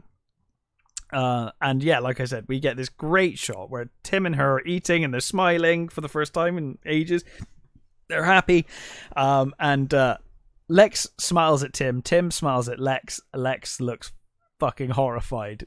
And it's such a good reaction. And it's Tim is his you see Tim's reaction first. Yes, you see him like what, and he's like, "What? Why are you looking like that? Why?" And then it switches to her, and it's the jelly shaking as well. It's like, oh, it's such a good shot. And then we get that other shot of Tim where we see the silhouette. Yeah, because behind them there's a painting on the wall as well, isn't there, of one? Yes, there's painting on the wall, and I think it must be backlit somehow in some ridiculous way that makes the scene work. Don't know why, but it's fine. The shadow sort of blends in with it. Yeah, there's another bullshit shot like this later on, where it's the Velociraptor with random words all over his face from the computer screen. Yes. It's like projected. It's bollocks, but it looks cool as shit. So you're like, that's fine. It looks awesome. Yeah, it's like, how the fuck is that working? It's like, it does look brilliant. I don't understand how this works, but it looks cool. So anyway, this somehow backlit, or maybe it's like just glass with painted glass or something. Anyway, we get this great. You get the actual painting of the Velociraptor, and then the silhouette of the Velociraptor, the actual Velociraptor moving behind it. Yeah, awesome shot. Great scene. So Ellie. So we go back to Ellie, and she's she's just finished switching all the stuff on. Yes. She Arnold, we're back in business. And then, of course, the Velociraptor screeches. Oh no, we got the arm. The arm. Did she? Well, I thought she find the arm when she's walking away from the Velociraptor, isn't she? Oh, are you right? I can't remember. I thought she said. Oh no, you might be right actually, because I thought she said, "Oh, Mr. Arnold, we're back in business," and then the hand comes down. But you're right; it's the Velociraptor, and then she runs away from the Velociraptor, and then we get the hand. You're right. Sorry, the hand comes down on her shoulder. Yeah. Continue. Sorry, my bad. So I think they finish the thing on the radio. The Velociraptor's behind. He is behind a cage. Yeah. So she gets away. She moves around, and then, of course, the hand comes down, and of course, the hand is not attached. Oh, Mr. Arnold, thank God. And then, of course, because there's the line about them opening doors, isn't there? Yeah. It's like, oh, don't worry, as long as they can't open doors. And then you just get the shot of the handle moving. It's like, oh, yeah, shit. So she sort of struggles against the fence with the Velociraptor just pushing itself through. It's like tearing the fence apart. She manages to get out. She gets along the corridor, and she's sort of not. She's limping as well, so clearly she's been knocked about a bit.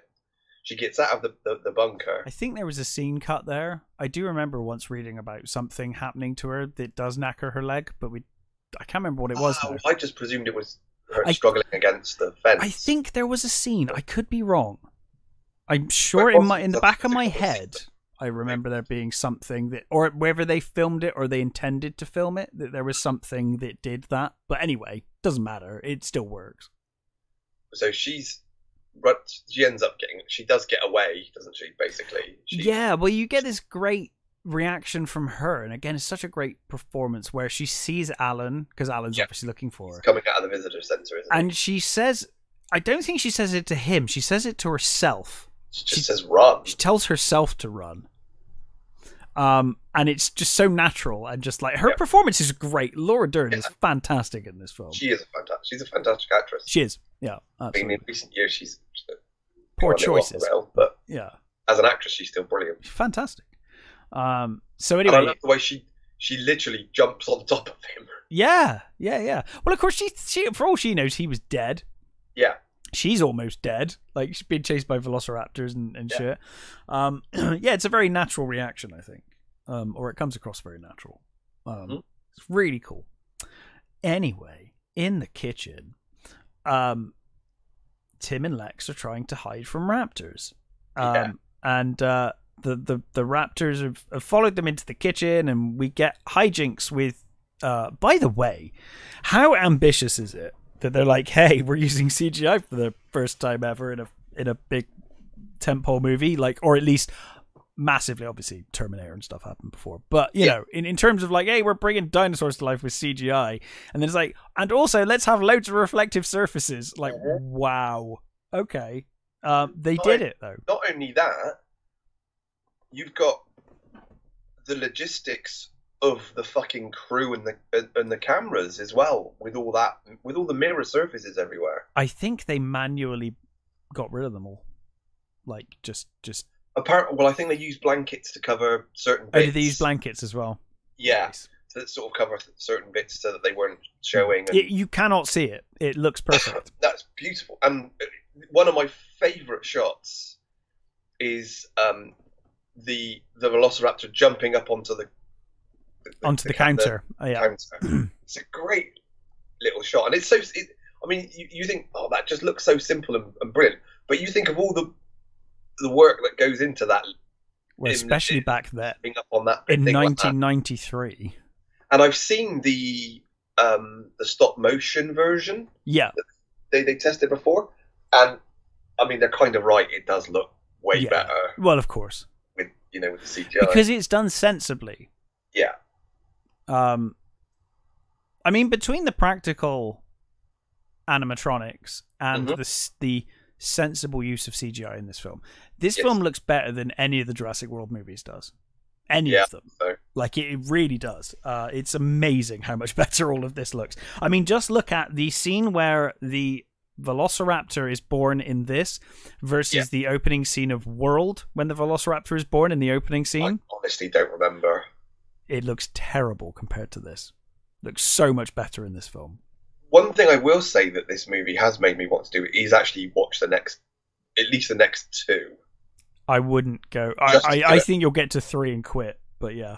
Certainly 2. 2's not bad. It's got some, like, it's got the bullshit gymnast moment where she does the flips and kicks a fucking Velociraptor out of the window. Yes. It's got some real dodgy scenes, but I'd forgotten that. But it does have some really good scenes. Good scenes and bad scenes stick in my head, and that was a scene that even back then was so cringy. I forgot that scene. Yeah. So anyway, we get all of the great shots in this bit. I love. I don't know why she does it, because it's really, really dangerous, and probably. I mean, she's lucky that the Velociraptor hit his head and fell over rather than just turn around and bite her face off. Because as soon as she planned it. Yeah, that's what I mean. But why? Because I'm like, there was every chance. Maybe she genuinely thought that if it bashed itself in it would bash itself and knock itself out. But she was dangerously close to it, and I'm like, there was every chance that thing could have just brushed that off and then bit your face off. Like, it was like, this is a risky fucking play. I mean, she is doing it because her brother, moved, isn't she? He's scared, and this kind of a running thing is that he's scared to move a lot in the film. Like in the car, he refuses to move. On the fence, he refuses to move, and again here, he refuses to move. So yeah, she does do it to help him, but it is like, whoa. Yeah. You know, you could have like probably thrown a knife over to the other side of the kitchen or something, make some noise elsewhere. But anyway, they managed to lock one of the Velociraptors because Tim runs into the freezer. And then runs back out, and they managed to lock one in there. The other one, meanwhile, is recovered from hitting its face into a steel door. And kind of watches them leave. Yeah. I guess he's a bit concussed, and he's like, oh, I'll get you in a minute. I'll get you in a minute. You're not going anywhere. Yeah. He kind of does like an evil smile as they leave the room. Yeah. We're still lunch. But yes, so they managed to meet up with Grant and Ellie, and they're stuck in the control room, right? Because they need to restore the power to the communications, because communications are still down. I think so they reset everything. Something blew. They've now restored power, but the systems are still down, so they need to turn all the systems back on. Like individually by the computer, isn't it? Yes. But they don't have a computer expert, Matt. What are they going What if only there was someone who knew how to use a Unix system? Nice setup. At least it's fine. It's cheesy, but at least it feels like I think it felt earned. It's what Hollywood thought computers were like in the 90s. It's fine. Yeah. It's fine. I mean, look, I don't care what anybody says. Hackers is still a fucking good movie. It's a great movie. It's bollocks, but it's great. I love that. Yeah, I love Hackers. Hackers is great. Hackers probably is responsible for most of the hackers of our generation. But I actually recently watched a thing about hackers, and they were saying it was written by people who were actual hackers back then. And it was like, hey, we can't give away our secrets. So Bullshit. there's more, but there's more stuff in that movie apparently that is real than there's been in any other movie about hacking. I mean, this is off topic, but when it comes to hacking and stuff in movies, I always find it really awkward when they try and make it look cool. Well, that's the thing, isn't it? Because it's like, guys, like hackers on a TV screen. Like if you were actually to film someone hacking, it would be just someone sat at a console tapping buttons, and you wouldn't see shit in their fucking underwear eating Doritos. Yes, and it would be boring as fuck. It'd be boring as shit for fucking hours. But so you've got to make it at least slightly more. Well, that's what they've done here. Because she's like, oh, it's a Unix system and whatever, but it's all got this like ludicrous 3D display. This like running at 2 frames a second because it's 1993. The dramatic, slowly. Like, how long does it take for you to do anything? The little tower or whatever it's it like, is. How long does this take for you to do anything in this file system? Like, it must be maddening. Yeah, it's like chugging like a fucking Commodore 64 3D game, you know? But anyway, meanwhile, Velociraptors are at the door. Yeah. They manage to hold it back as Ellie is waiting for the Unix system to respond. But eventually she figures out and locks the door. So it's Ellie goes to the computer first, but she doesn't do it. But then, of course, she realizes that it needs 2 people to hold the door back. Yeah, so then, Ellie... Of course, Lexi. I mean, Ellie's like... I guess she's more tech-savvy than Grant, but... Oh, you know. yeah. Well, yeah. Grant apparently has a nullification effect on... Yeah, because he fucks up the monitor earlier on. So... So... I feel I have that effect on computers, so... It's all good. So they managed to lock the door just in the nick of time as Ellie locks the door. And then we get another great shot where we get Grant phones, because she turns the phones back on and everything back on. She's like, oh, we got everything. You name it, we got it. And so Grant phones Hammond, and he's like, Mr. Hammond, the phones are back on. And he's like, are my granddaughters okay? Are my grandkids okay? And he's like, they're fine. Everyone's safe. But then you get this great, like, you only hear it, where like Ellie's like, they're coming through the fucking window, and you just hear the gunshots, and you get that amazing reaction from Hammond. Yeah. Who just screams Grant down the phone. It's like, whoa, okay, shit's kicking off. So this is where they hide in the roof, and you get the computer screen projection onto the Velociraptor and stuff, and they eventually manage to make it into the kind of entrance atrium area. But again, on that, you get talking of great shots. Oh, the shot of the one falling through. Yeah, yes. Ellie, not Ellie, Lexi. It comes up through the thing and knocks her through the ceiling and knocks her, and she hits the ceiling and goes through. Yeah, and they're grabbing her, and of course, as they're trying to pull her up, this raptors are snapping at her as they're pulling this poor girl up. Again, brilliant fucking shot. Great. Yeah, it is great. But yes, they get cornered.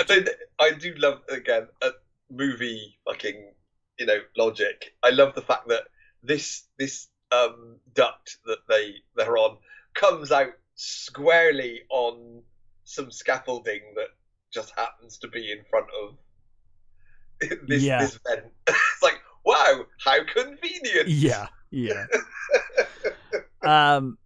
But anyway, 2 raptors are still around, and they corner everyone, and Grant is screwed. I mean, this shot is so well done, because that raptor is like fucking ready to jump at his face. Yeah. Like it is, and they do the thing.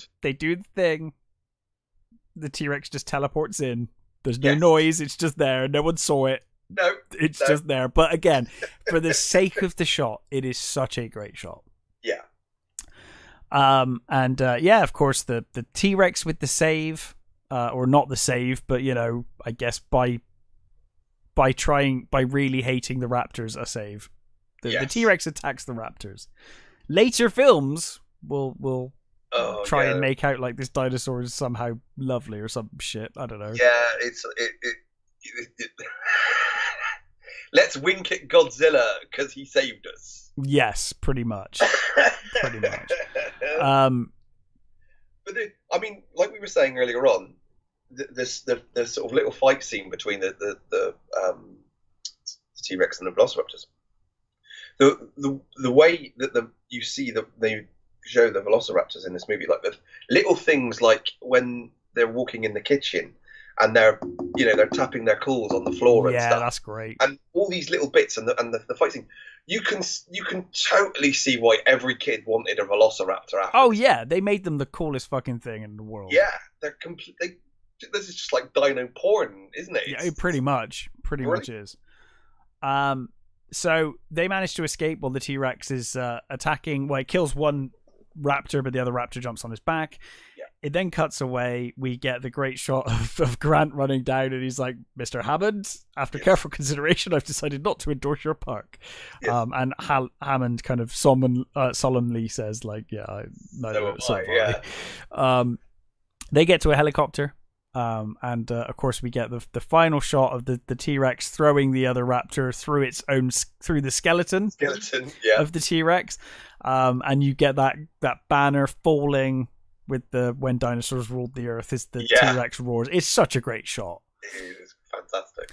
And we get that really brilliant shots, and this again, as we were saying earlier on about moments. Attenborough's performance. Yeah, this is. And they're heading to the helicopter, but he stood in front of the helicopter, looking over, sort of like looking over the park, isn't he? Yeah. And he has that like haunted expression. Yeah. And you can see that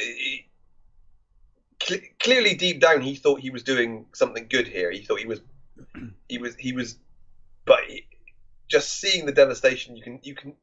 And it's just a subtle movement, and he doesn't even say anything, but you can see it all in his face.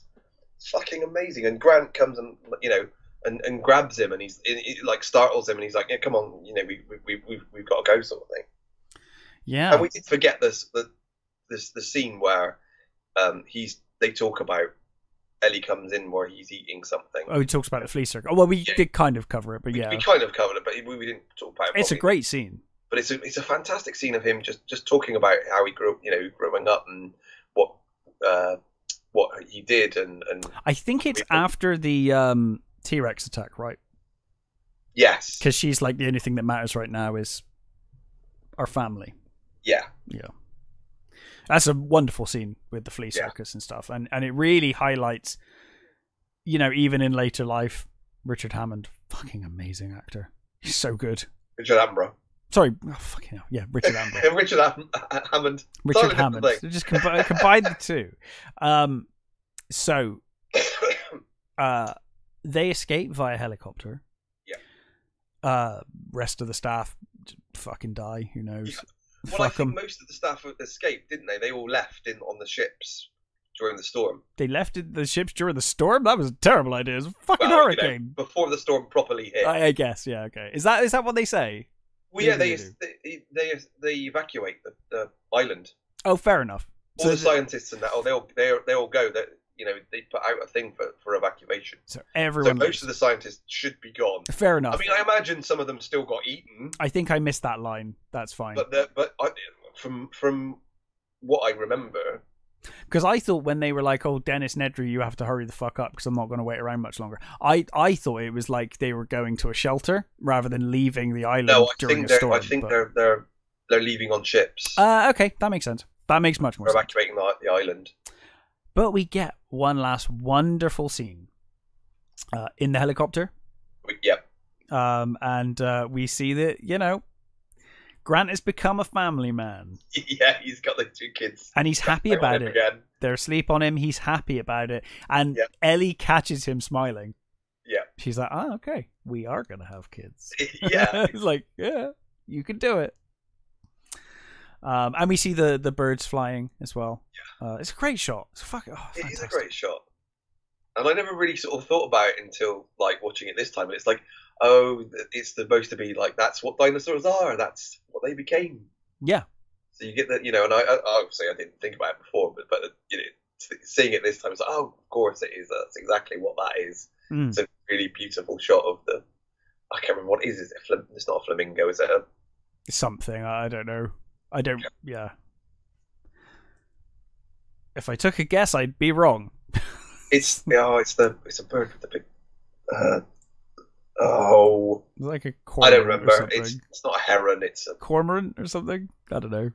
It doesn't matter. It's just it's a beautiful bird and it's a beautiful shot. Yeah. And that's Jurassic Park.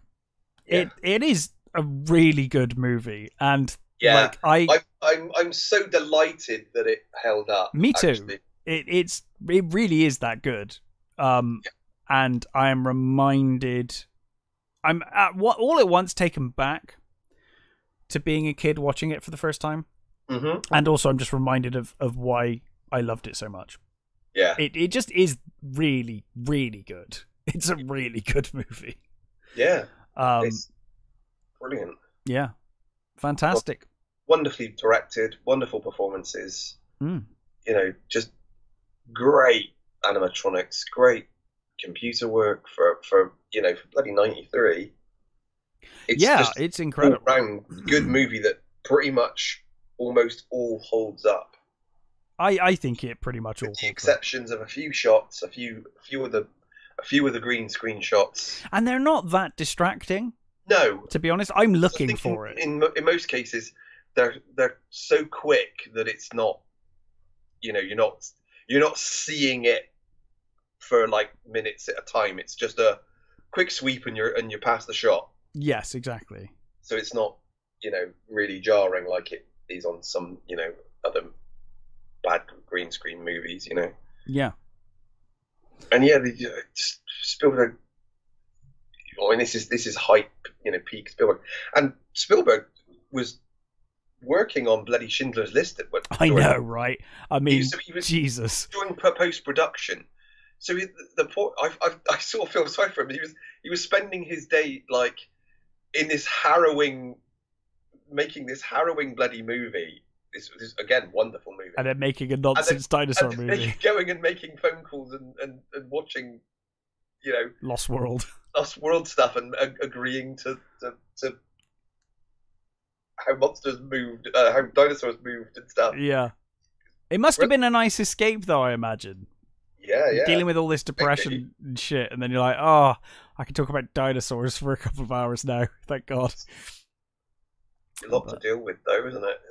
God, the workload's insane. But this movie made so much money. Oh yeah. This was till it was the most profitable movie till Titanic, I think. Yeah, that probably sounds about right.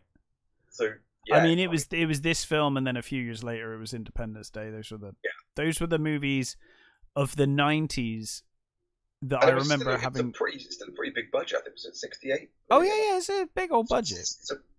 It's Spielberg in the 90s. I mean, they were definitely willing to give him the money. And the book was massively popular, I think. So it was, but it's of the 90s, Jurassic Park and Independence Day were the two films I remember being the most hyped. Yeah. Especially Independence Day. I mean, Crichton got $1.5 million for this. Yeah, that's quite rare for a fucking writer to actually get a reasonable amount. He pretty much got it before it was finished as well, because Spielberg directing is dinosaurs. We're going to make our money. It'll be fine, So Spielberg was working with him on ER. Oh, right. So ER was going to be a film. Right. And they were working on it, apparently. And he said, during some sort of break or something, he said, "What are you working on?" And he said to him, "Oh, I'm this." And he said, "I want it." Wow. And apparently there was a bidding war. So many people, I think that Cameron wanted it. Cameron, I think, didn't even get a chance to bid, I don't think. I think he got, before we got to the bidding stage, but he totally wanted it. And Cameron has said, "Oh yeah, I would have made a much darker, I think Cameron would have made it a horror movie. It would have been aliens with dinosaurs. Literally. It would have been a full-on horror movie if Cameron would have got a hold of it. I'd have liked to have. Which I must admit, I'd kind of like to see too. I would have liked to have seen that version, but I'm very happy with what we got. yeah, I'm more than happy with this, and I think you know, quite also, I think he got another like 500 grand just for doing the adaptation as well. So he got big money for this movie. It's like, so you're going to give me 500 grand to do the movie adaptation of a book I've already written. Yes. And the adaptation is basically I take out a bunch of chapters because you cut them from the film. Fine. And I could do that. I could do that in an afternoon. So. And I think other people, obviously, there were other people that worked on it. I don't remember. I did write them down, but I can't remember what finally. There was a couple of other people that worked on the script as well, and I think they brought the more character-driven stuff, you know, to the character-driven changes from the book. Yeah. So yeah, like he said, there's only like 10 or 20% of the actual book in it, because I think doesn't Hammond dies in the book, doesn't he? I think so. I really need to reread that book. I'm pretty sure Hammond gets munched in the book, and of course, you know, I said he's an entirely different character in the movies. Yeah. But yeah, bloody wonderful. It is indeed. Anyway, thanks for listening, everybody. We will be back next week. Gonna find some films to review. But in the meantime, stay safe, take care, and we'll catch you next time.